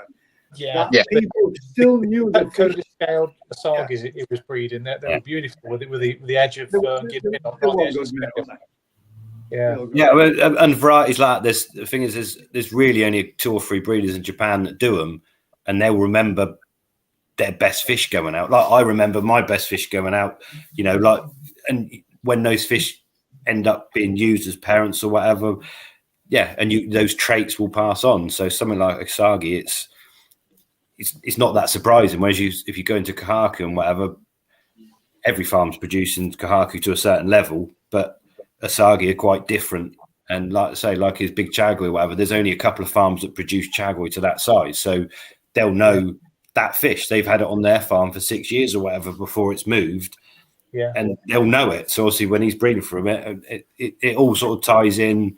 I think the globe has shrunk somewhat. Japan used to be, it's the other side of the world, but it's more accessible, and now with other farms. Adam doing what he's doing, Mark Cuttlebrook we're all doing our bits. And I think in the next 10 years, you'll see the English farms concentrating on groups of varieties that suit their farms and what they're doing, like the Japanese do. So you go to some farms in Japan and they concentrate on metallic fish, or they concentrate on, let's say, Asagi. And I think you'll see the same thing happen in this country with us getting 3 or 4 varieties that have just banging, Adam getting some varieties that are banging, and so you end up with all the varieties available from producers. You can Yoshi go into that as well, into what they're doing. So a customer in the back UK, in the day, though, Rick, Mark was very well known for his Shiro at Surrey. I mean, he won quite a few awards at koi shows for his Shiro at Surrey, like Adam with his Kahaku. Yeah, it's the same kind of principle. If you get a variety nailed and you do it, you've got to have a love for it as well when you're doing it, because you've got to be wanting to do that variety.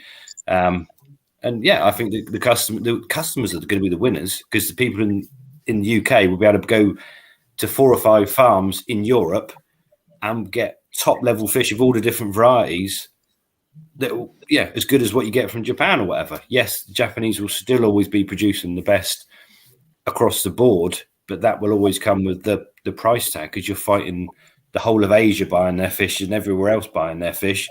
They've got a demand for their fish that's greater than what we're producing in this country, because we're only supplying in this country. So yeah, I think you will find that there will be a time where the different farms do everyone will produce a bit of everything, but they will be known for certain stuff that they've actually had a good hit rate with, and then produce them to a good level. And I think the winner is the customer, because the choice the customer's got is phenomenal at the minute. You can buy fish mail order, you can buy fish, you can see videos, you can go to the farms, you don't have to travel to the other side of the world now to actually go and see a koi farm. I'm not saying coming to see us or going around the farm is the same as going to Japan and going to 10 farms and seeing insane amounts of fish, but I'll say get yourselves down there and go see this guy's farm. We lost Vince. Get yourself down there and go see this gentleman's farm, because it is well worth the visit, guys. It really is. And I will say the same for Adam Byers and for Cuttlebrook. I've enjoyed visiting all 3 of you, mate. It's something I've wanted to do, and we've done it. And I will be doing again. It will be somewhere I'll be visiting. I think I'll probably touch base with them all. It's not repetitive, guys, is it? They're all slightly different. They're all got their own way of doing things, and that's what makes it interesting. It definitely does, mate. It's well worth a visit, Rick. So, I mean, you're going to downplay yourself again, mate, but I'm going to get yourselves down there, guys. Yeah. I drove 15 and a half hours to get there and back. And honestly, it never even felt like we'd been driving for more than 2.5 hours, did it? We had a laugh going down. We had a good day. Next year. That's it. Good company, good friends, good environment, belting place to visit. And it really does make a weekend of it. It were good. It were absolutely. I mean, that in itself. Friday, it won. Saturday at the over, Sunday at the over, and I swear to God, you'll have koi related. You will have a wicked weekend.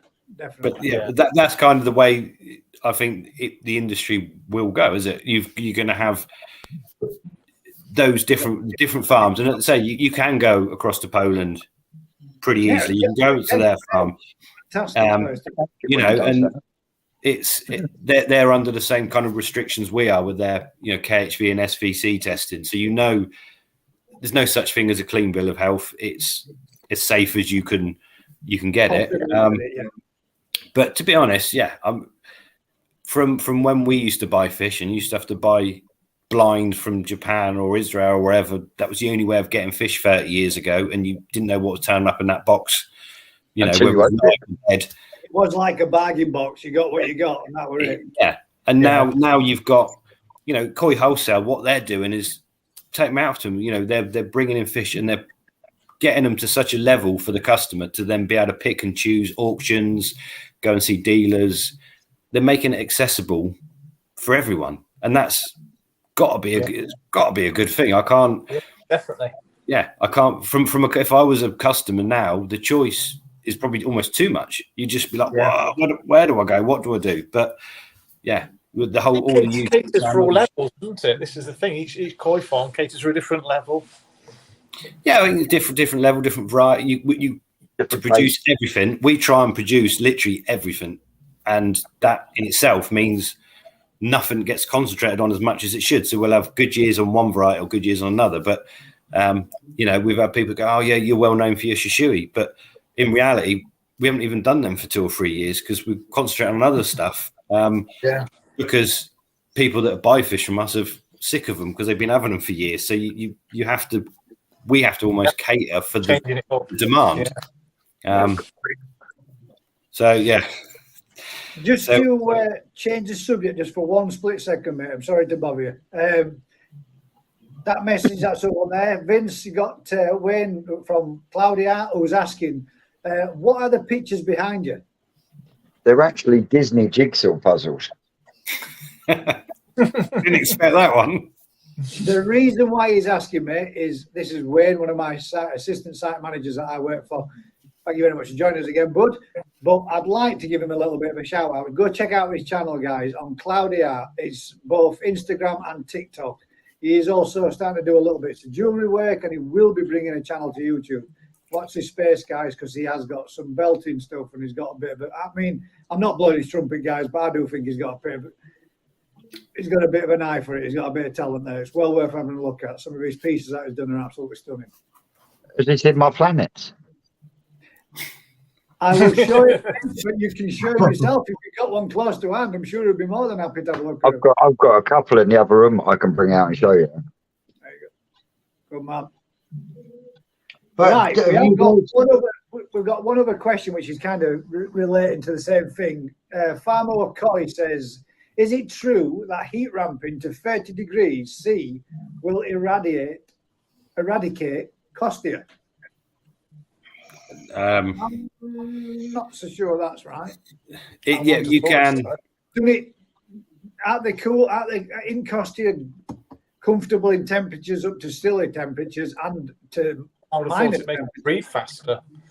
Yeah, you can inhibit it. You can slow the problem down actually at higher temperatures, but you won't eradicate it because it's like people saying, oh, you can use salt to treat white spot, but white spot will live on marine fish. It's a lot more tolerant to salt than the fish are. So you're fighting. Same with flukes. Most flukes will survive a lot more salt than the fish will. So high temperatures can be used.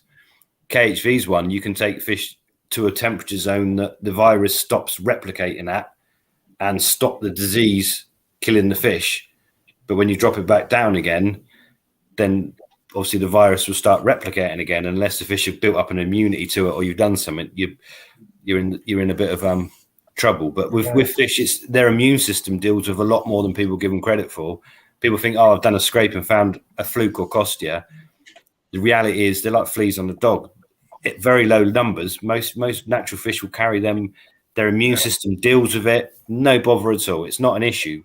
It's only an issue when people keep scraping them, finding, netting them, stressing them, all the rest of it. The chemicals we use to deal with it are probably more dangerous than half the diseases themselves. The diseases are there naturally at low levels. I'm not saying KHVs, but I'm just saying, stuff like flukes and Costia or Trichodina, they're opportunists most of the time. And if the fish are in good environments, the fish's immune system keep them at bay. But you put those fish through a lot of stress and you will then start to see those parasites or whatever building up and causing problems. It's like survival of the fittest, mate, isn't it? If a fish becomes weak, it becomes the target.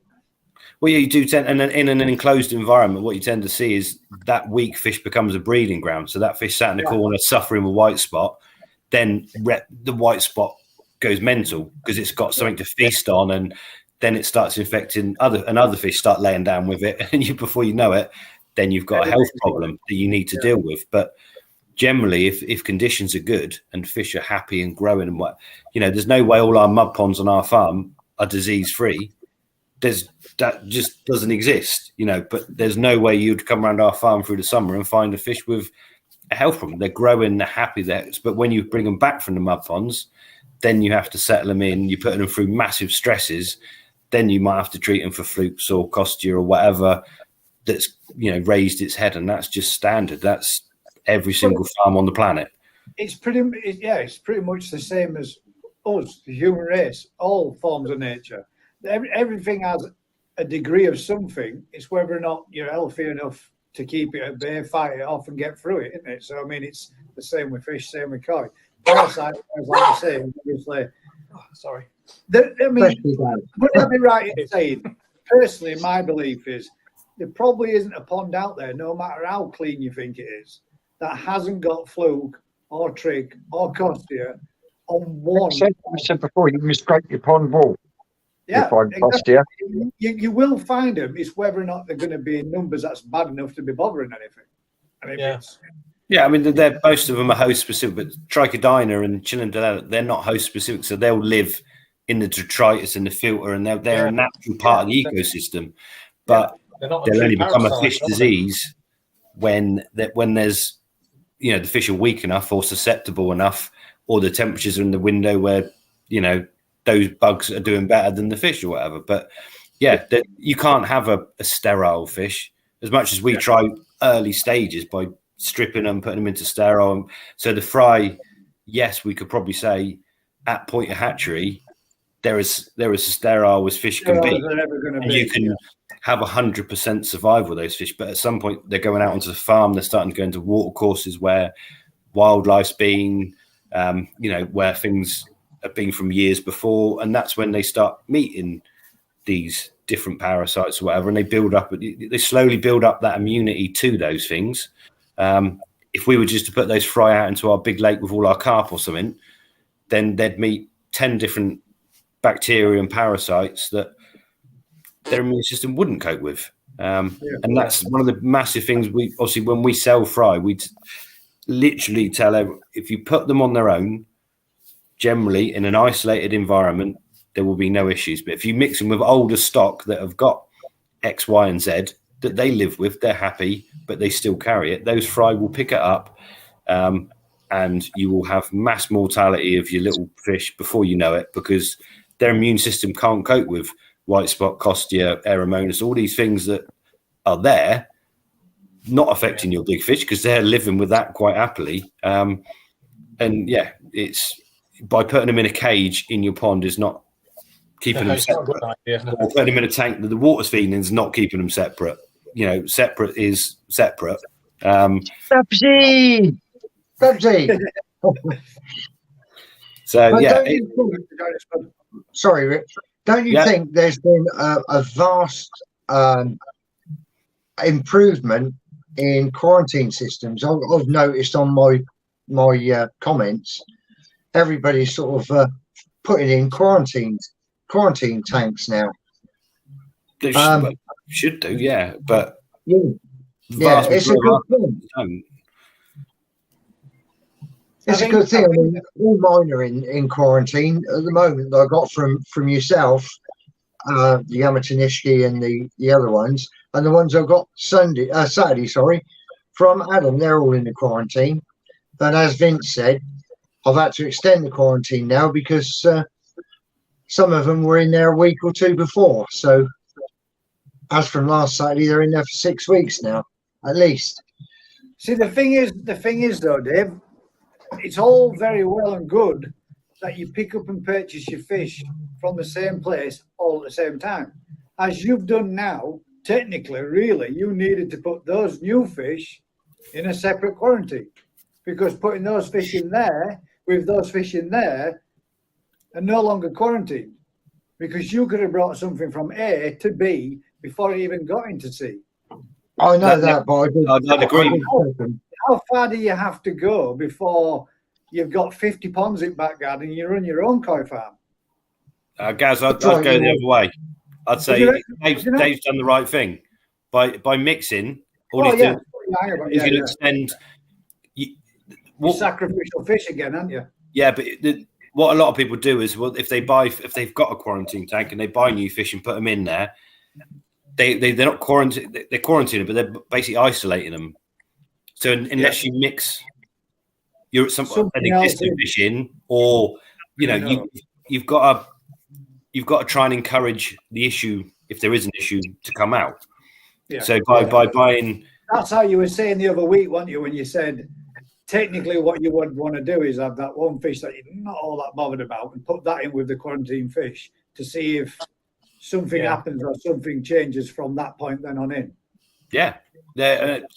In a slightly different way, a lot of people that raise our fry tend to find that their biggest issue is after 6 months of raising the fry or whatever, getting them into their pond, because you've got a tank of fish that have got no immunity to anything and a pond of fish that are living quite happily with whatever they've got. And what we tend to get people to do is either take a smaller fish from their pond and introduce it back to the fry. So where you've got them in so the fry, they're not fry anymore. Now they're, say, 4 inches long. But you put one of your fish from your pond in with the fry. So the fry haven't been stressed anymore. They've just had a new fish put in there. But they're in their natural environment where they were. And anything from then, they'll pick up whatever the problems are that they might pick up in the main pond. And because they're in a much smaller environment where you can treat them, you can watch them, you can monitor them and say, oh, wow, 2 weeks later, they've all got costia. Very easy to treat in that environment. And once you've got them settled in with that fish, you can then move them to the main pond and generally have no problems whatsoever because you've already acclimatized them to the potential threat. If you get what I'm saying, they're going to come and meet. So what would you say, right, if you've got some fish from point A and point B and you've got 2 weeks in between, does that technically start the quarantine process over again? Yeah, just put them in. From C to them to expose them all. Yeah, at that point, you still belts and braces. You need to just extend the quarantine to the last fish that go in but quarantine itself is only as good as what temperatures you're going to put them through, how you're going to treat them. The problem with a lot of quarantine setups, they're too small for the fish to be living in. We get people, that read about quarantine and they'll put their bunch of fish in an oversized muck bucket or small tank or a lot that's not suitable to house those fish long term. And by sticking them in there for 2 weeks and they're not dying and then putting them in their pond is not quarantining them. It's just giving them a period of separation and stress or whatever. So a quarantine tank should be good enough for those fish to live in semi-permanently kind of thing. So if there is a problem, they might have to stay there. You might have to do whatever. Most of our customers don't have quarantine, but they generally buy from us. And if they do have a problem, it's normally something quite easy to deal with. But I would still recommend everyone, if you've got a pond of fish that you care about, have some kind of if you can, have some kind of quarantine, because once it all goes horribly wrong, it goes horribly wrong. As the guy Vince was chatting about earlier, that you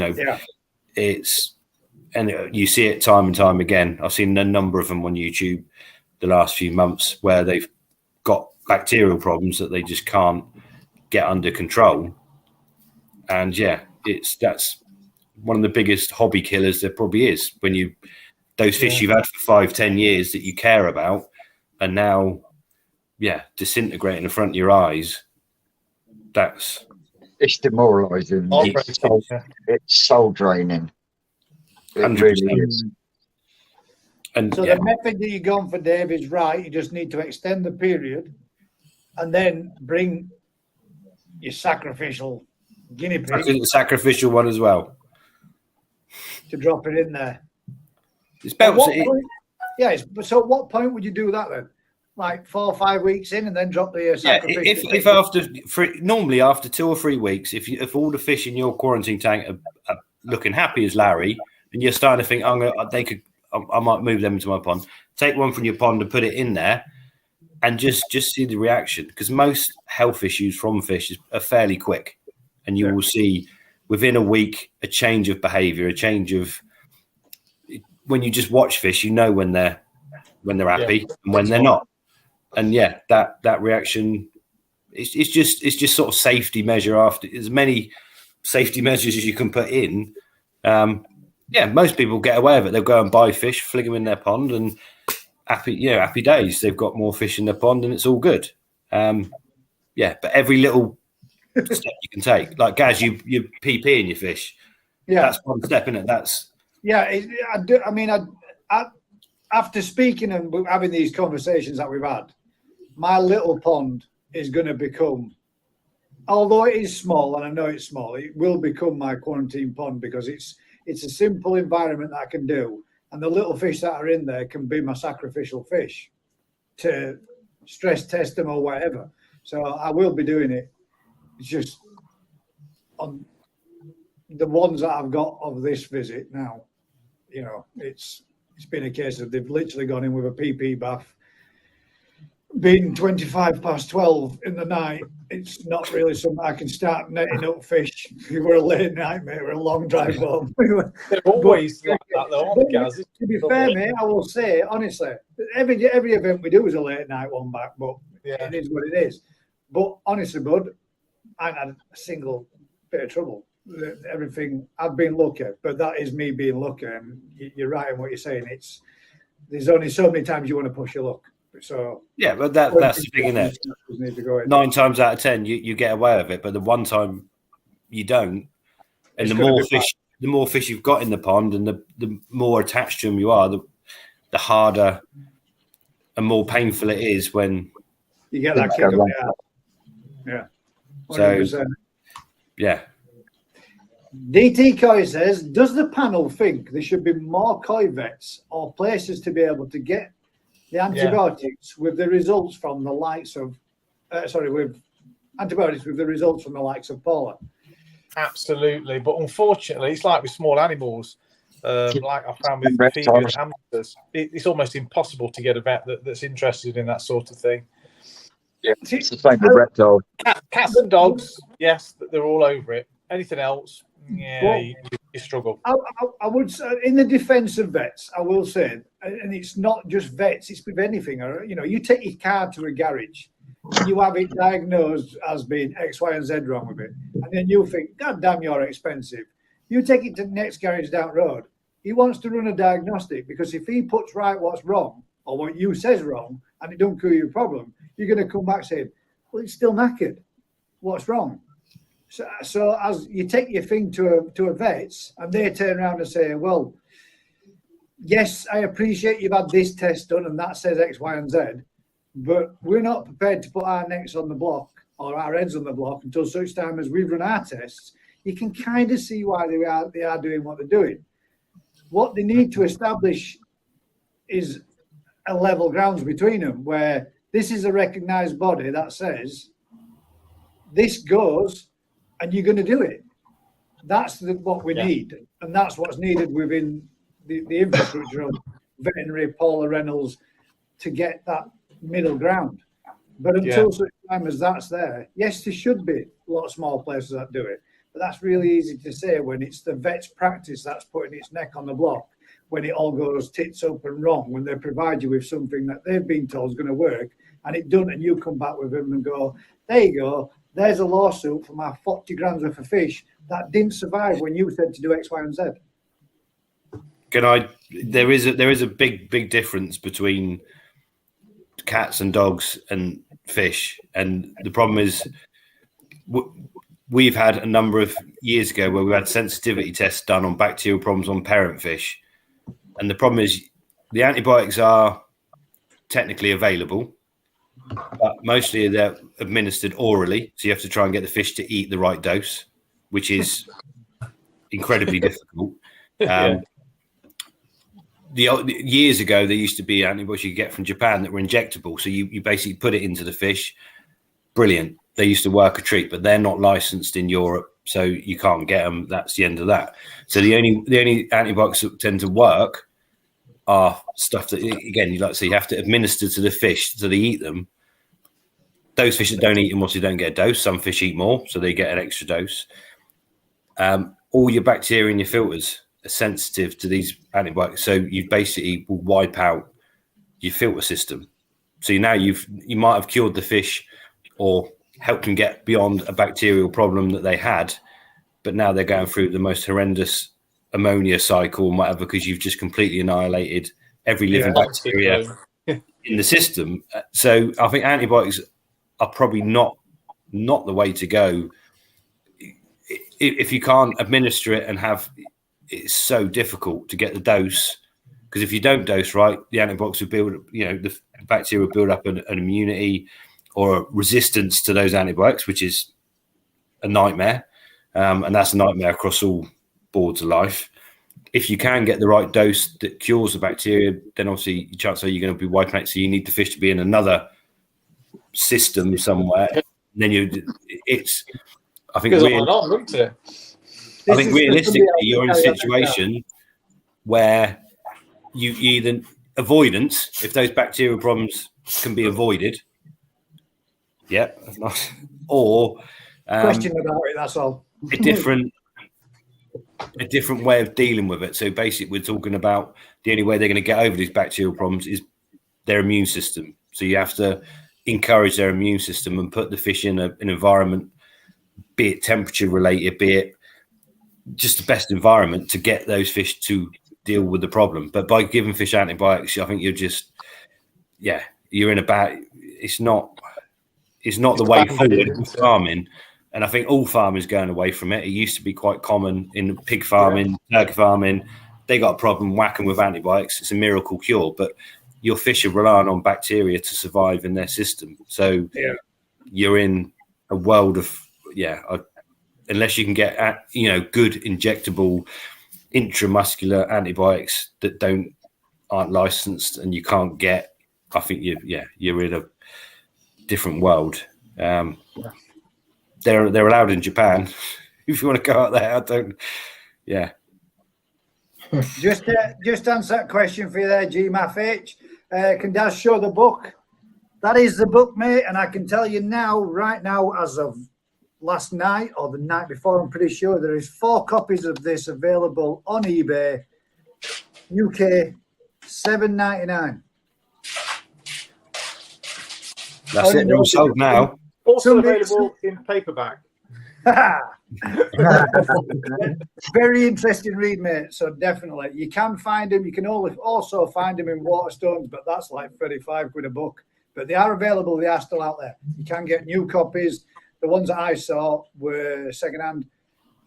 Book's a book. Very good read. Well, there we go. Then we got some of Vince's. Let's see if we can make you full screen. Can we go full screen?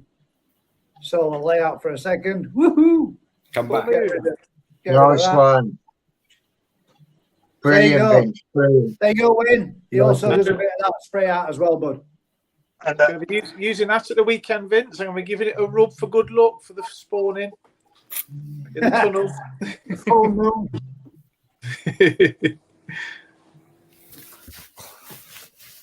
And the only owner of a double one so far is New Forest Point. That's a lovely pair you got there, Vince. I've already put mine on eBay, Vince. There we go. We've got Alan Tate that says evening all and 100% agree with what you say, Ricky. Evening, Alan. He won't agree when we do the judging. Thanks very much for joining us again, Alan. Appreciate it, mate. Has Alan just come back from the Belgian Koi show? Oh, yeah. Should we try and get him? He also actually came on live with us. Alan, the link's up there, mate. If you want to jump in and step in, mate, you're welcome anytime. He's been on the Belgian beers, hasn't he? Yes, so he's either got severe hangover or gut rot. Gary Webb says, Gaz's Koi Pond, can I just say I am thoroughly enjoying the chat tonight. It's even got me and Kaz sitting well to attention, listening to all the good info tonight. Well done. Good job to all. Thank you very much, Gary. I appreciate that. Cheers, mate. Wow. Yeah, the trouble is with these vets, it's a very specialised field, isn't it? Fish health. Yeah. I think, and there isn't enough of them about. But sorry, mate. Go on, mate. It is a specialised thing. Not enough of them about, and I don't think there's enough people interested in getting into doing that side of veterinary service. There's certainly a niche in the market, isn't there, for it, you'd think, but I suppose it depends if it's financially rewarding enough. Well, there you go, Dave. You can retrain, look. Yeah, too old for that, mate. The fish doctor. Farmer McCoy agrees with you. He says there's a big difference with cats and dogs. And Coy, the cats and dogs were drowned in his ponds. Perfect. How's my 4-step Kahako, Tony? He's never going to let that go, is he? Yeah, but you won the next week, didn't you? Sorry, Rick. You won the next week, didn't you, at Adams? You got the lucky Yeah, I choice. did. Yeah. Did you? Yeah, I won big time there. I'm still buzzing over that, to be honest. And thanks to Vince for assisting on picking them. Done a great job, mate. Some cracking ones there, especially that Achiever. Oh, that Achiever is going to be That's nice. Yeah, that's staying. I think I missed out when I watched it back. I'm sure I saw Vicky's daughter Bethany throw my winning ticket on the floor. I watched it back. She only did actually drop 2. The 2 went back in. So. Let's have a quick look What through little the. gem she was, though. Right, we've got Will McGookin that says, "Hi guys, I'm new to the YouTube, but have kept koi for over 10 years. Best way to keep the algae down, running an easy pod on a new shower as a DIY one as well. Does every pond suffer? And the best way to get rid?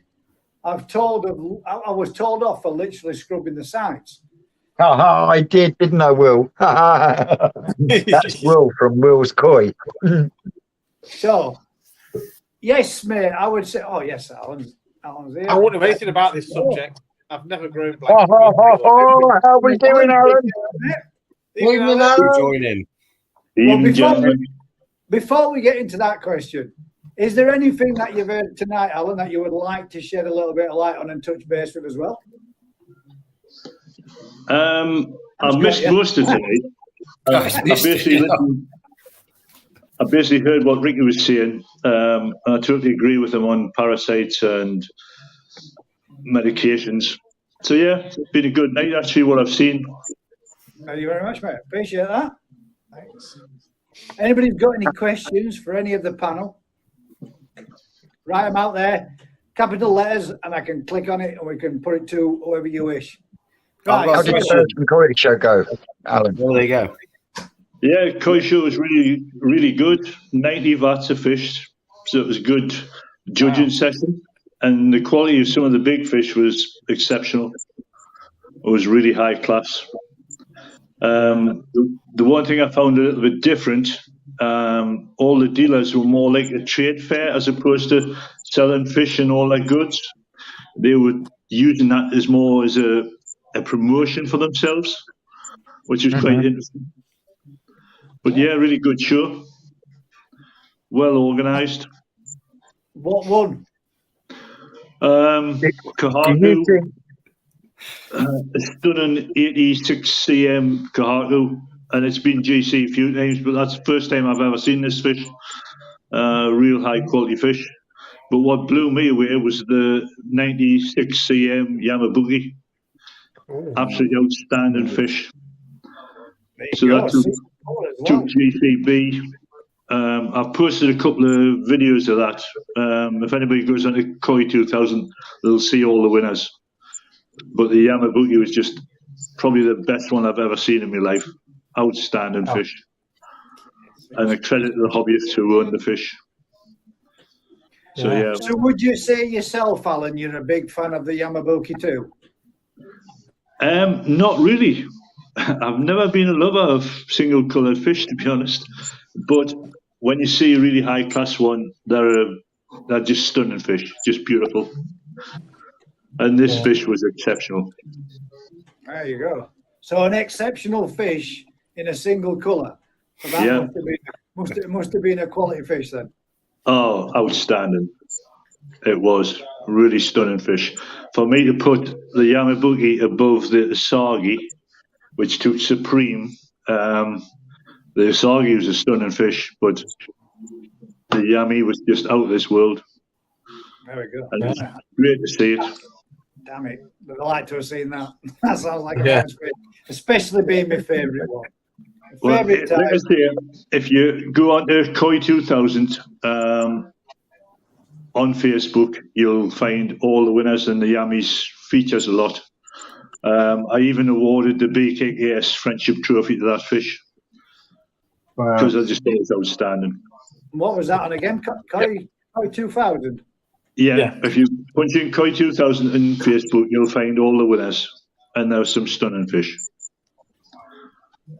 Alan, can I Going just back to going back to the show, Alan. So, do you think that our shows would benefit from taking something from what you've seen there in respect to the way that the stalls are?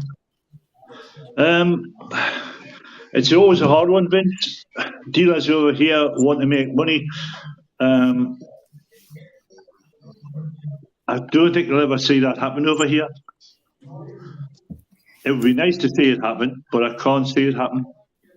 Right. I would even like to see some of the big manufacturers just turn up to do demonstration of their products, their filtration systems, and not worry about selling products. But will it happen? Yeah. I'm not so sure.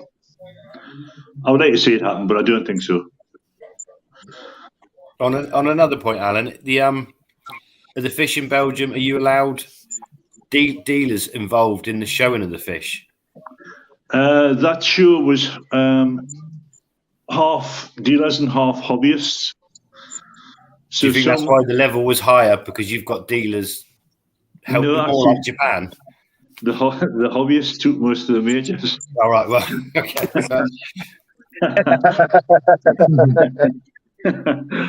Yeah. Would that be right, Alan, in assuming that that's the Kahaku in question then? Yeah, that is. That's nice. That's pretty. Yeah. No, the interesting thing about this fish, when I was talking to one of the guys next to the vat, this fish had actually gone downhill 2 years ago. The Benny plate had dropped off a little bit, but credit to the owner, he persevered with this fish and brought it back to the way she is now, and she's stunning. And she has won GC a few times. She's a beautiful fish. Yeah. I love it. That is stunning, isn't it? That is beautiful. Body on. Yeah, the body was superb. The Shiroji Benny plate was excellent, and the Kiwen Sashi was exceptional. And she was 85 cm, did you say? Yeah. Yeah. Have you got a picture of the Yami on there? I was just going to, well, you keep on talking through yourself and I'll keep flicking through them and see if we can find it too. Can't see him there. No, it's not that one. So, what was it, Alan, that actually finally split it for you between the Yami and the Asagi? Really, the fuckering on the Yami was just absolutely exceptional, and the body shape had slightly more volume than the Asagi. If they'd gone with the Asagi, I wouldn't have had a problem. It still became Supreme, and Asagi was GCB, Grand Champion B. So they have quite a few more awards there of Grand Champion A, Grand Champion B, Supreme A, Supreme B. They've got quite a few awards. It's a big spot, Alan, isn't it? That's a big show, that. It's a lot of... How many vats were it? 90 vats, 581 fish. What was the footfall like? What was the turnout? Was it, 10 numbers of general public and people involved? For me, that was a disappointing part of the show. The footfall wasn't exceptional. We were standing in the centre ring looking around when we were having 5 minutes break, and you think, well, there's not masses of people here. I would expect to have seen more people there. But it is a big venue, so it's quite deceiving. Yeah. The hall is massive. It's a big venue where you got a stacker truck bringing everything in.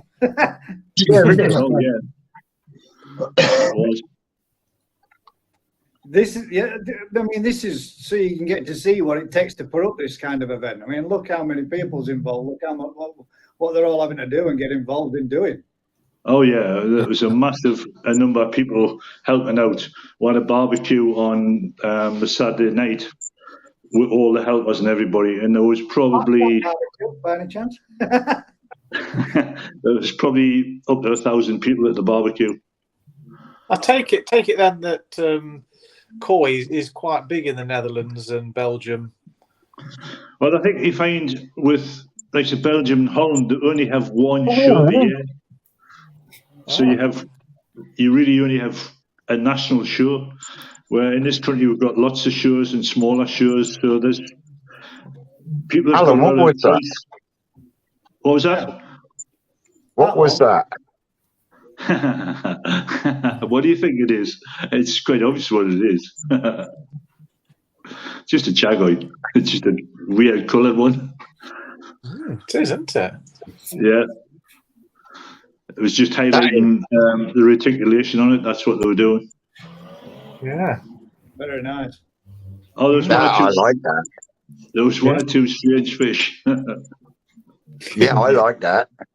Yeah. I'm going to keep clicking through and see if I can find the yummy.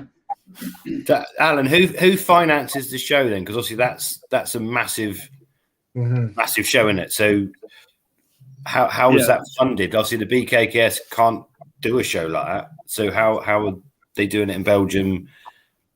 It's got to be funded in some way. It's run more like a trade fair. It's mainly funded by Koi 2000 and the dealers, the manufacturers. Sorry, not dealers, the manufacturers. So they finance a lot of it. So so that's quite, like you say, that's a 50, 100 grand show, whatever, being put on. Massive. That's a massive undertaking for. You're saying the dealers aren't even trying to sell product at the show. Yeah, when you walk around, you only see dealers just sitting there having cups of coffee and chatting. There was a couple of English dealers over there just communicating with them on their products. That was quite interesting to see them. I was talking with them guys, and they were there just to discuss new products coming out in Europe, different filtration So I take it you had people like Evolution Aqua there then? Nope. No? Literally all German, French, Belgium manufacturers.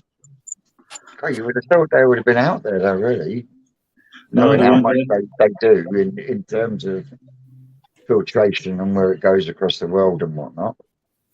No, they weren't there, mate. Oh. Yeah, that's a surprise. Yeah, I am.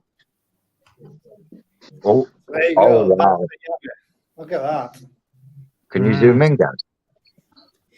Can you zoom in?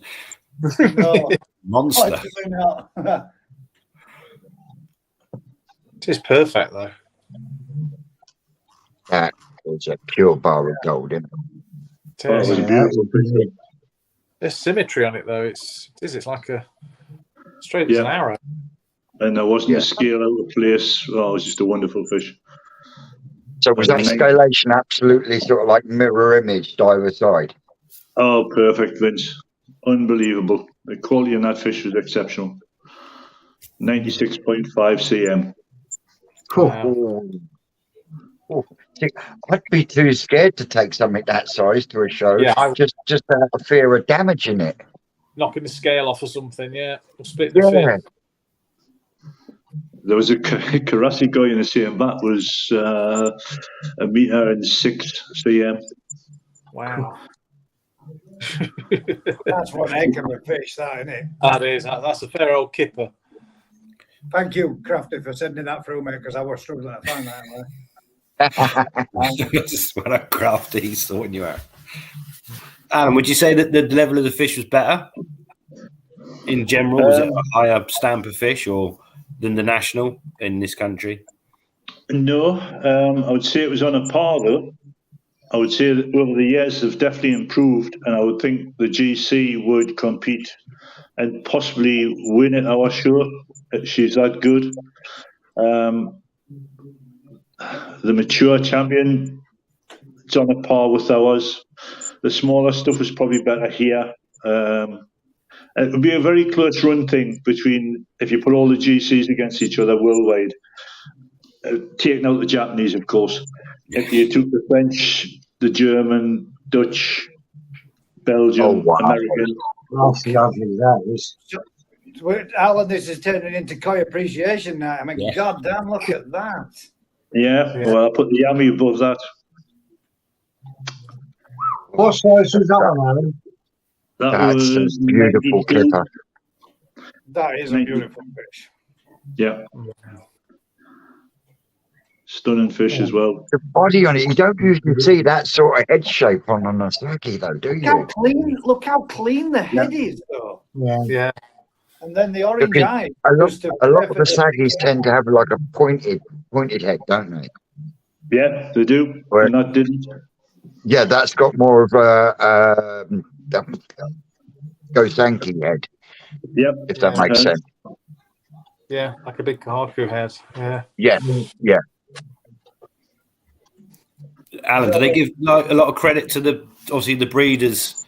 These fish are coming from Oya or Inazuma or wherever they're coming from. Is that a big thing that's kind of advertised, or is it not tucked away really where they've come from? I don't. No, there wasn't any signage to say where they came from. The Yami's from Izumia. Yeah. The Stargi's from Oya. Okay. The Kahaku's from Sakai Fish Farm. I think the Asagi's nice. I mean, I really like the Yami. That's really nice.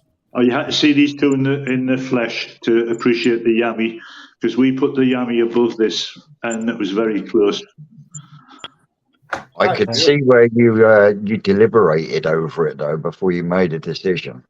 Oh yeah, I think I kind of struggled with them myself. You would.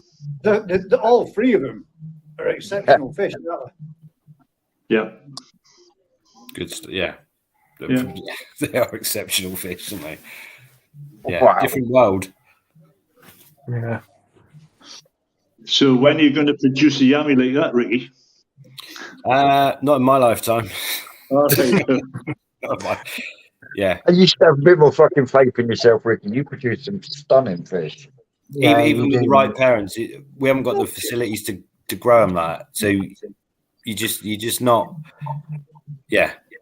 So if I could buy that fish as a parent, I'd have to shut the rest of the farm down to concentrate on the one variety to give it the absolute ultimate for those years. And I'd be bankrupt before I got it there. So it's yeah. Look at that side profile on that Sagi. I mean, like it's been dipped to its belly. Shared it with me, that thank you gave me, because I mean, wow, that couldn't be any more along the lateral line if it tried, could it? It couldn't. It was an exceptional Asagi. Yeah. And it was a pleasure just to judge fish of that standard. Yeah, I bet it was. Yeah. I bet Fair play on the people taking them, isn't it? Like I said, the fear of taking fish like that, netting them, bowling them, transporting them is, if they're, top fish, aren't they? They are. Put a net near them, you'd be panicking. Yeah. That fish would never leave my pond. It wouldn't be able to. It wouldn't be able to turn round, Gaz. No, I mean, if I had fish like that, I wouldn't have a He's popping in your puddle. He just cut me deep, Shrek, then, didn't it? Oh, no. But if I can afford it, Don't cheer me up, Dad. I won't be living in Huddersfield, that is for sure. Proper like that. I can see why you were talking about Alan, but I mean, Good I'm fish. not sure. If us five were judging and not Alan, which would you pick? Out of the Kahaku, the Yami, or the Asagi, which would you go with? Kahaku. Oh, yeah. Kahaku. I'll go with Kahaku. Kahaku. Yeah, you can't go for the market for the main prize, but Didn't you think I would struggle between the Yamabuki and the Asagi. Didn't you think the profile to the Kahaku's tail looked small though? When you see the size of the yams, It did look a little bit dumpy and short to me, to be quite Yeah, honest. but that's just the way it's been photographed. Yeah. Shunt it down. If you watch the video of it, you'll see a totally different fish. Ah, The still Probably the picture, angle the then. still picture didn't show you the full beauty of that Kahaku. If Yeah. you What see in the about video, there is videos of it. It's outstanding. yeah. But then when you see what else is in the vat with that same fish, they're outstanding as well. it just so happens, Alan, it's almost like we had this plan. Oh, here we go. Oh, Look at that. I've got to ask you about this one, apparently. Yeah, Shearer took mature. A stunning fish as well. It actually it looked better on the Sunday than it did when we judged it on the Saturday. On the Calm down a Saturday, bit.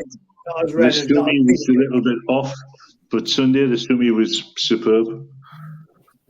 Dainichi, believe it or not, everybody thinks it's Yomasago, but it's not. It's a Dainichi fish.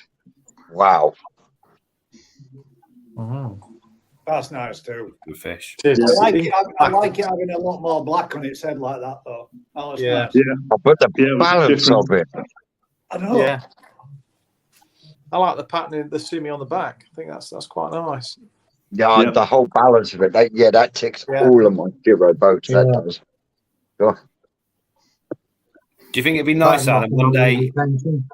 if they went to the show and all the fish that were there, they put the price tags of what they paid for them, just as a, so everyone got an idea. it was frightening everybody. Well, I know, but myself and Joe had this conversation today about the magazine. Obviously, we've been chatting about doing stuff, and the magazine, the Koi Talk magazine, is every fish they highlight is phenomenal, absolutely amazing. But I said, well, why won't if you're doing a variety, why wouldn't you have a page with that phenomenal fish and a fish that's half the price and a fish that's half the price, and explain why the fish That is- you're highlighting is 20 grand and the fish that is nearly as good as 5 grand and the fish that's nearly as good as 200 quid, kind of, and explain that process, because it is an insane jump from a good fish to a very good fish. And yeah, I love the way the magazine looks amazing. I do like it, but I also see other people's point of view when they're looking at fishing. Oh, that's really nice, and you turn around and say, well, that's 200 grand fish, and they're like, well, you what? And you're like, well, yeah, but that's the numbers are insane. Once you go to that level, they're beyond general koi keepers. Oh yeah. If you could Exactly. highlight a fish that is nearly as good, but obviously has got a flaw in its pattern or a flaw in its makeup that makes it 500 quid instead of 5 grand, or that's got to be an interesting point to most hobbyists, that actually they could live with that pattern being lopsided and it's affordable, and that pattern and that body shape make it 10 times, 20 times, 100 times more expensive. That is, I just something I brought up. I mean, it's kind of I know they want to highlight the best of the best, but perhaps you need to show not the best of the best to show why the best of the best is the best. The reason I'm smiling is that's the latest article I'm busy with. All right. for the magazines. Sorry, It came up a while ago. I was asked by a club member while we were visiting a dealer why that fish was expensive and why that fish that I like is half the price. And actually, that's quite an interesting point. So I'm busy with an article on exactly that. And we did take some pictures over in Belgium of fish that weren't in the running for major awards, but were still quality fish, but were half the price and a lot cheaper. Aha! There she is. Yeah. I'd have all of them. Yeah, me too. I'd just have them all. Yeah.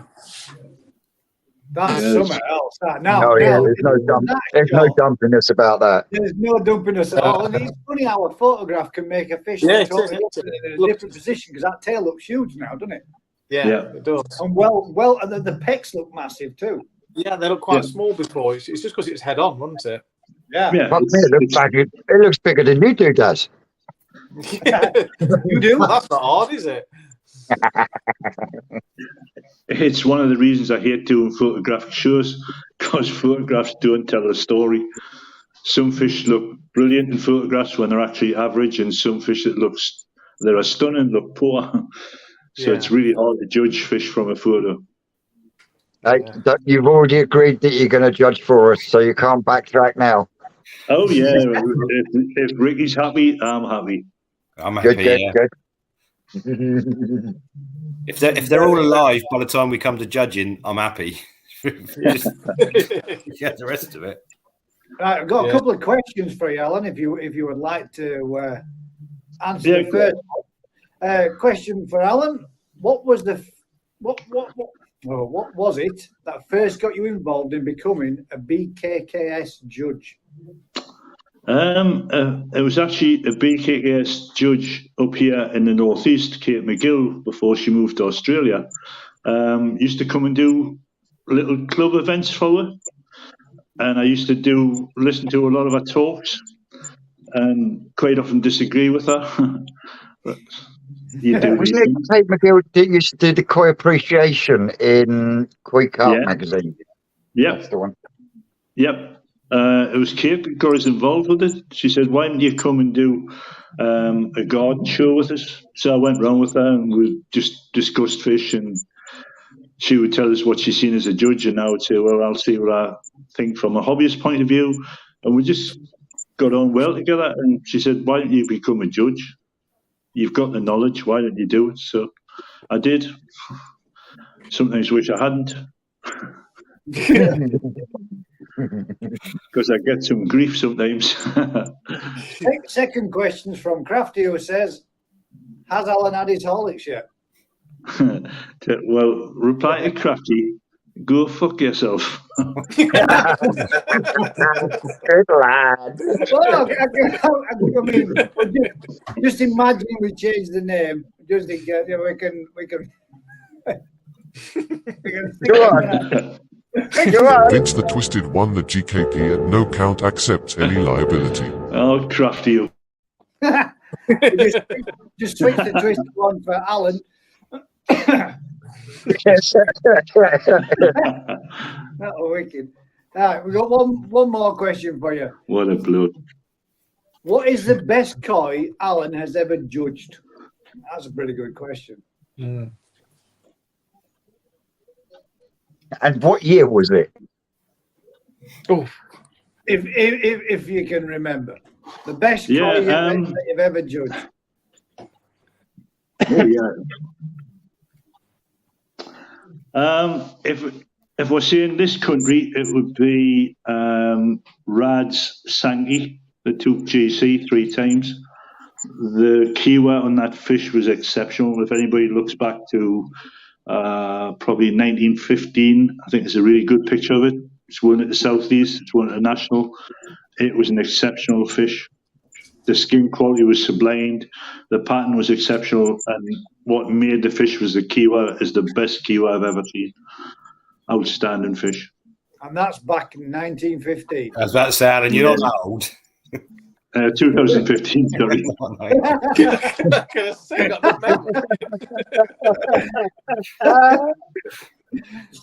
He's had a long week, bless him. Yeah. Stuck in airports. The Belgian beers were pretty good then. Oh, they were. Yeah, afraid mate. I think we've got one more for MJH Koi, who says, Alan, what's been the favourite koi of the years that you... there we go. Same question, I suppose. There we go. Sorry, mate, we've already answered your question. Let's see, we'll have a quick look through and see if we've got any more for him anymore. 1915, bloody hell. That was a long time ago. Crafty was just born then. Yeah. Skeggy's done it. It's dibs the Asagi, so whoever that poor owner of that beautiful fish was, just lost it. Good call, Skeg. I'll give you that one. So, as a hobbyist, do you prefer a single-coloured fish? No, I'm really a Shiro Tsuri man. Ah, man, yes. Always have been, Vince. Always have been. Oh, yes. I've got 27 Atsuris. Ooh. Now that Who's I your would favourite? love to see. Who's your favourite breeder then? Would it be Omasako? Yeah. Yeah. And I've tried quite a few different breeders and bloodlines, but I come back to Omasako every time. Every time.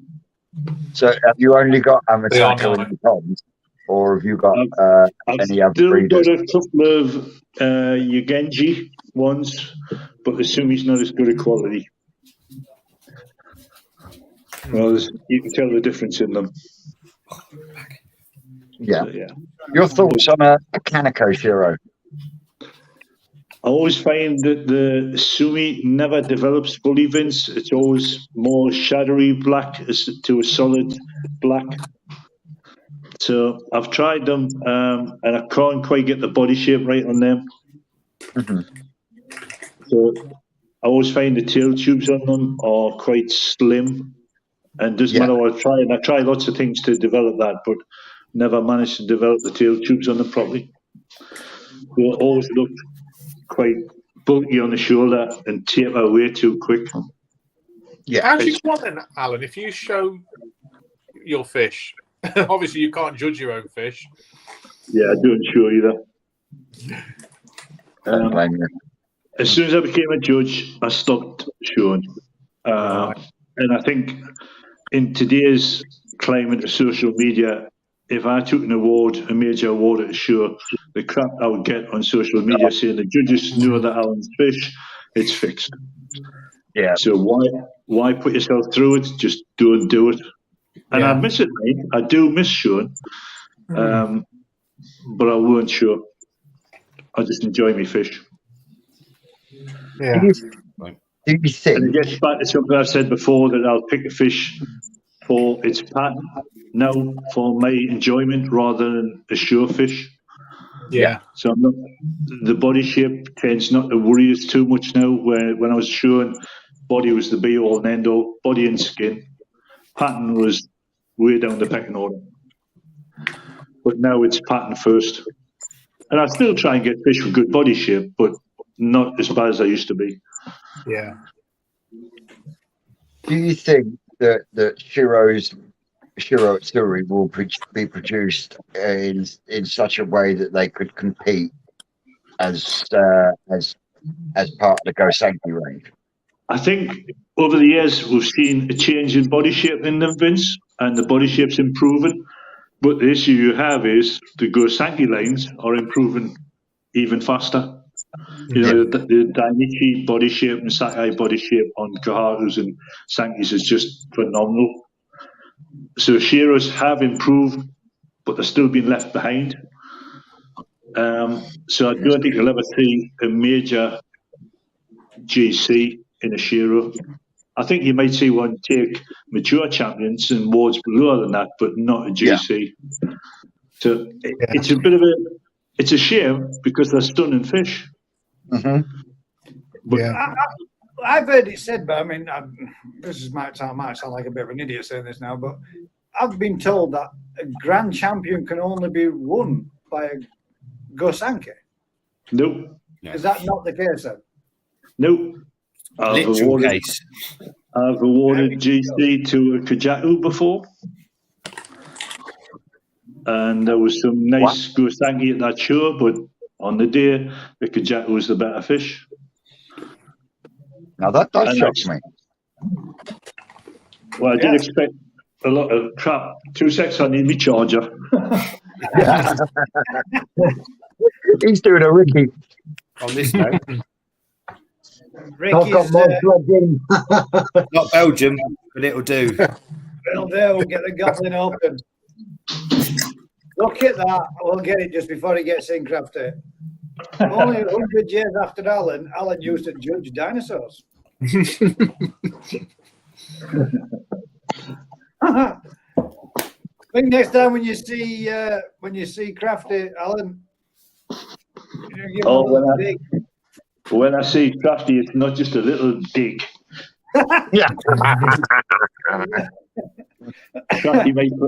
Crafty may find out how a baseball bat feels.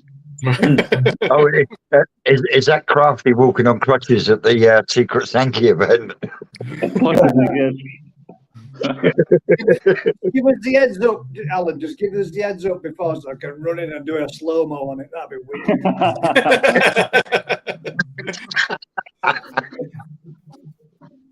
All right, let's have a quick look, see what we've got here. Just refilling a new pond after a refit. Advice on new pond syndrome. Write it out. So you can do. Your best way to prevent it, if you get it, to get over it. Has he not still got the old filter? Well, we're going to. Yeah, if he had the old filter, technically he would be running it, and he wouldn't be running through on new pond syndrome because it'd been already cycled, wouldn't it? Yeah. So I'm going to say you can run the new system in the background while that's mature, and you've still got a mature system that's running then because you're using your old filter. I'm going to stab in the dark that this could be a pond that's had a problem with again and been a fresh, complete restart. New liner, new media, the whole re-kick. So, what would you give as the best advice for seeding and starting afresh in a brand new pond? I don't think you can really avoid new pond syndrome, can you? Pond bomb. Some of the products you can buy are pretty good. Some of the bacteria starters, Bacter Plus and whatever, you can seed your filter. Don't put too many fish in. Kick it, you'll be fine. Yeah, slowly kick start it and don't try to drop everything in all in one go. Pretty much.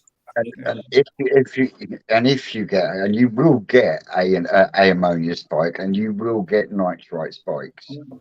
Don't panic. Don't flap like a headless chicken, and don't think, right, I've got ammonia spike, I'll stop feeding, because you'll stop feeding, the spike will drop, you'll start feeding again, and then it will spike again. So therefore, you're double stressing your fish. So instead of stop feeding, you just reduce it until the filter then catches up.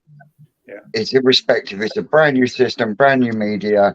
You like Ricky said, you can use starter bits, but you've got to ride through that ammonia and nitrate before you can get to the end product, which is your nitrate and phosphate. Yeah.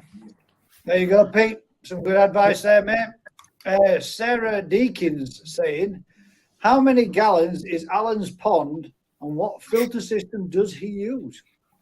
Well, pond is 3,500 gallons, run on a Nexus and a homemade shower. See, there, homemade. Yeah. And how many fish in there, as well as the 17 sheros? Most of the sheros are in a pond, actually, in the lake. Sorry, I've got the use of three lakes technically. In the pond, there's 15 fish. Of that, there's 4 sheros, the rest are Gosangi. And then in the lakes, the rest of the sheros are in there with a mixture of Beckos, Kajakus. There's a mixture in there. What's the biggest shiro in there now then? 96 cm. Oh, now that I would love to see. Oh, God. That would be love to see. That's me pride and joy. Be like a white whale. Not the greatest pattern on it now because of our age, but that's me pride and joy to get out of that size. Yeah. That's a monster. Yeah, it's the first time I've heard of a shiro at that length. Monstrous. Yeah, me too. That was a lot of work, that fish. Wow. She got there. She had the structure as a tour site, and I just kept her growing. Have you've grown it from toes eye? Yeah. Wow. That's wow. Yeah, that's an achievement. That is. That is an That's achievement probably and a my hard best work. achievement. She wouldn't win any shows, but the fact I got her to that size was my pride and joy. How And old is she now? She's 11-year-old. No, she's 12-year-old. Yeah, she's 12. Yeah. It's a big share. Big sure, yeah, it is. Wow. Mr. Gary Webb says, when I earlier mentioned how we were keeping him on the edge of the seat, pinned and watching, but the question is, what's your favourite cow breed and why? Which is already technically answered. But Yeah. Shira Suri, he missed it, so yours is the Shura Utsura. Yep. And Rumbasaka the breeder. Yeah. So you don't have any he or Kiyotsuris then? Oh, no. You wouldn't have them. No. Have you got a thing for black and white fish then Alan? Because you said you got Beckos as well. I mean, Beckos aren't many people's first choice. I've got 2 Beckos. I used to have 3, but the one developed a massive tumour, and I couldn't sort the problem out. I attempted to remove the tumour, but her age was against us, so I lost her. Yeah. But yeah, Beckos was just a play around again, just trying to understand different fish. Being a judge, I like to swat up on different things and understand Benny plates, sumi quality, how sumi develops. All to do with judging now. I buy fish to learn from. Yeah. I could say it's a fish you learn from. I don't know what you'd learn, but you'd learn something. See, I'm not a Sankey person, but I love a Becco. A really good one. I must admit, I quite like Becco. Sometimes I think Becco are nicer I've got a than nice genuine one in the pond. So the sum is I don't the like right seeing the proportion. brainy patch on the red meat, most of them.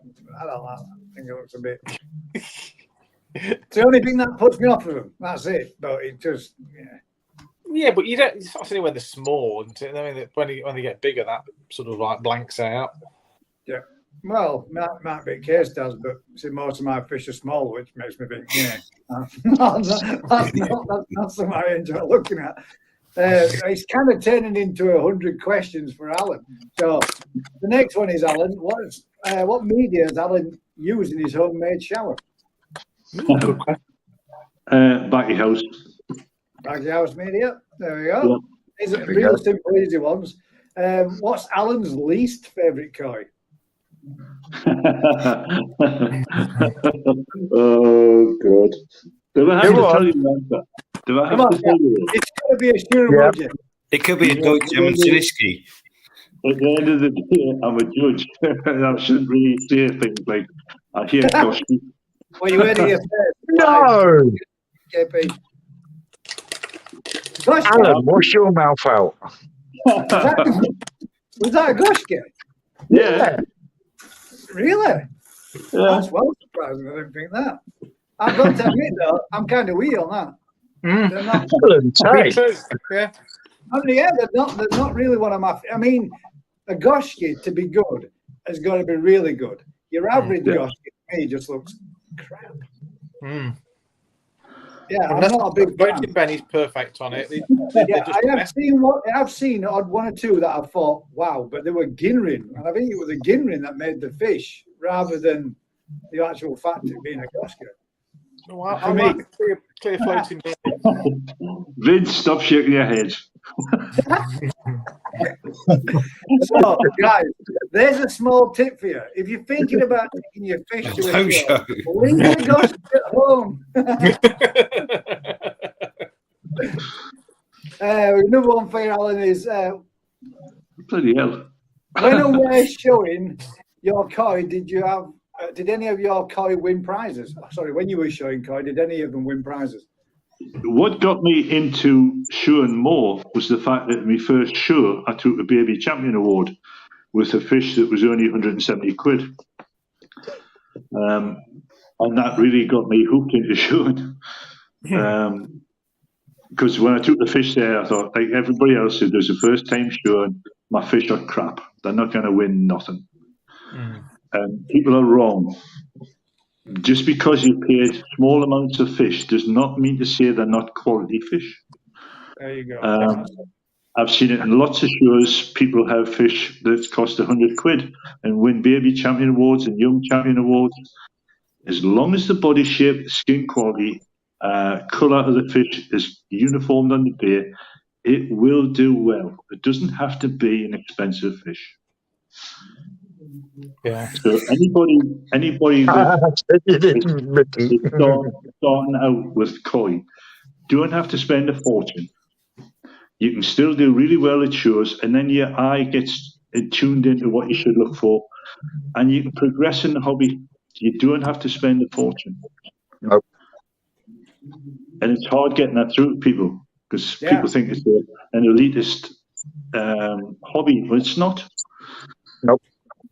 Anybody can win a major award with a fish that isn't expensive. Yeah. I mean, you guys. I love you. You guys. You've got to take it and give it a go, haven't you? Give it a try. Look, You guys were Adams at the weekend, and Adams taking baby champion awards, young champion awards, and he will progress. Ricky's fish will do the same. When Ricky did that harvest of the week with you guys, some of the fish that Ricky kept back were cracking fish that are wilted in the show circuit and will do really well. Do you want to send me a private message later on, Alan, which one's in the video exactly it was? I'll just whiz down and pick one up next week. I'll tell you what, some of those Hietsuri that were coming out of that pond though. Yep. Wow. Exactly. The fact that they were only kept in 2 foot of water over the winter and had over an inch of ice on the top at one point, the quality they were coming out at was just mind blowing. They were stunning boots, weren't they? Yeah. There you go. So there you go, right, Ricky? We'll slip on him for you as well, mate. Has Ricky got a private pond? And if he has, what's Rick got in it? All my little special ones. Yes. I've got a little growing pond. I think Vince might have seen it. I think it's 40 ton. So it's not that little. 40 tons, fully insulated for growing. Yep. So I picked the fish off the farm I want to see grow and put them into it's fully insulated. It's normally heated. It wasn't this winter, but it's in a polytunnel. I can normally run it at 25 degrees plus. And at the minute, what's the 300 tosai in there? Handful of nisai and a couple of sansai. Just so I can see, I pick fish off the farm to see them develop quickly, so we know which ones we want to be growing on and which ones we perhaps don't want to be growing on. And yeah, it accelerates the process. I age them quicker, Gaz, so I can see what the patterns are do, what the sumia do, what the body shaper do, and know which ones are more, worth keeping more of or less of. And there was some splashes in there. It's staggering the difference. So I was saying to Joe Elliott, so I've got maybe two Momotaro, or from our Momotaro line Sankey Sansai, that are now 68, 69 cm. Their siblings on the farm are all 35 cm. Exactly the same fish, just different, just environmental. And I use it as just a bit of fun. So it runs, I don't know, what's it, maybe 1,000 litres of filter media run on it, fluid bed, plant filters, all sorts. And it's just an accelerated growing system to see what they're going to do. Can I ask you a question on top of this question then? You can. Is your Yamatanoski in that said pond? Yes. Yes. God damn it. It's not grown in length yet. It's got fatter. I nearly got a video of it today being eaten by a Sankey. Literally. Swimming away. But yeah. It's a perfect pond to create. accelerated. Yeah. So if we, it's just brilliant for showing what they're going to do in a like a time warp. They're pushed Glimpse basically. into the future. Yeah. So we can work out. Obviously, you put certain fish in there, and 6 months later, the patterns are falling off. You realise that okay, that's going to happen further down the line, so they're not the ones to grow. Some fish blossom. Experimental pond in a sense, then. Yeah, it's like a testing ground. Yeah, that's exactly what it is. Yeah. Pond. Yeah. And those fish go in there, and they'll come out when they've. My interest is it's not ultimately all quality. It's to do with development, longevity. All the different aspects. So I push them, and then once they've shown what they're going to do, they either go back to the shop, they go back, they're moved on whichever way, and the next load go in there, and it doesn't matter. So all different varieties, and they all react differently, and it's a massive. It's a fast speed learning curve of what you can do. So I can change the foods, temperatures, the environment for them, it's staggering what they will do in that environment. I can't. It's hard to express or explain the difference that the way they grow, but obviously that it costs a lot more money. So that it's not a financial option really for the farm. But it is a massive learning curve. And to be honest, we produce a lot of parents from it. So we can fast track parents. Right, the same aging thing. So if I've got a fish I look at and think that's got qualities I want as a Tozai, I can have it as a parent fish within 18 months. Wow. And that's just fast tracking it to go into the breeding program. And it's just another option for us. So I can buy fish from Ricky at Koi Wholesale, which is kind of the same thing. They run them on quick, they run them on fast. Ultimately, they're maturing faster, so we can, pick fish from there that are sexually mature at 2 years old, whatever. Same with what we're doing. That's wicked. There you go. Well, So it does have a pond, and it's Sorry, full Gav. of lots of experiments by the looks of it. It's not mean experiments. I'm not. It's not like any time drop, but it's that'd be pretty cool to see what's going on. I'd like to see that. It's ideal, so I can run them. I can put them on Medicart for 6 months and just see how the skin quality and the growth will be, or put them on our foods, or put them on Sakai Hikari. I can play with it as an option to just to gauge benefits. I can see my fish in different environments. So heated, unheated, different foods. To be honest, I've just brought a load of Sakai and Danichi Tozai, which I'm growing alongside mine so I can put them in my conditions with my food against my fish to see where they are. Yeah. Rather, because obviously, if they're grown differently, they can look different, and you can't get a true grasp of where you're at or what you're doing unless you've actually got fish side by side on the same environment. Then you can start to see how far away they are or not. So to wrap up, and I'm not by any means trying to rush anybody, but to wrap up what I'm going to end this week on is, as a koi producer and a koi judge, and Vince who absolutely loves them, as do me, Daz, and Dave. What is your opinion, Alan, on a butterfly koi? And Ricky, same question to you. I mean, I know Vince loves them, but so do I, so does Daz. Yeah. What's your opinion, guys? Nah. Nah. Go on. I think at the end of the day, they've got a market, and it's not mine. It's not mine, but it is. People love them, so we don't do them. But you notice how he's kept quiet? We don't do it. So. It's all right. I'm gonna part. We're gonna part with Alan's final words. Right.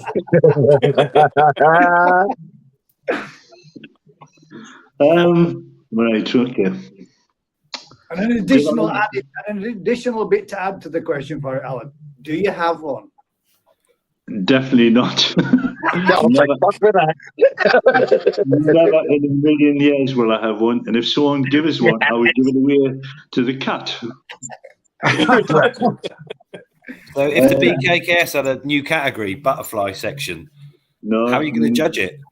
You're not, because we're doing a pet butterfly koi or short-bodied koi or That's terrible.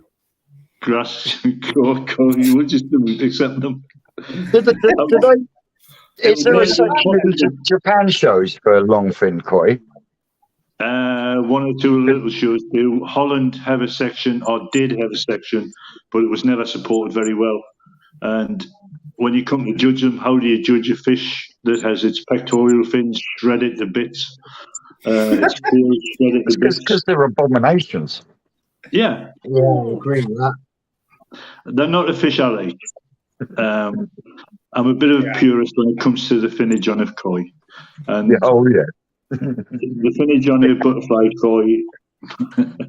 So I'll keep me out for a good one for you then. As long as these things are clean. A nice shearer line. Butterfly koi. Special line. If everybody out there's got a good example of it, make sure you forward it through to me. You know what we do? We just take Ricky to one side, don't we? And we get Ricky to find a nice Shiro Itsuri butterfly koi for him. At the end of the day, they have that place in the market. There's lots of people like them. And that's everybody's opinion. I detest Goshki, but Vince loves them. Vince hates butterfly koi, but I think they get a play. So, Goshki or a butterfly, if you had to choose. Oh, Goshki. So there we go. There we go, guys. Now then, we're up to 3 hours and 11 minutes. So I'm going to say a massive thank you to everybody again for joining us this evening, and for all the guys that are new out there that's left a comment or put a comment in. I'm terribly sorry it's impossible for us to get through them all, but I will thank you all for joining us this evening. If you could all do me a huge favor, like, share, subscribe, tell a friend. And until next time, guys, for this week, we're going to say a massive thank you and keep smiling. Thank you very much. Appreciate it all for joining us this evening. We'll catch you all in the next one, guys. Thanks for thanks for watching. See you there.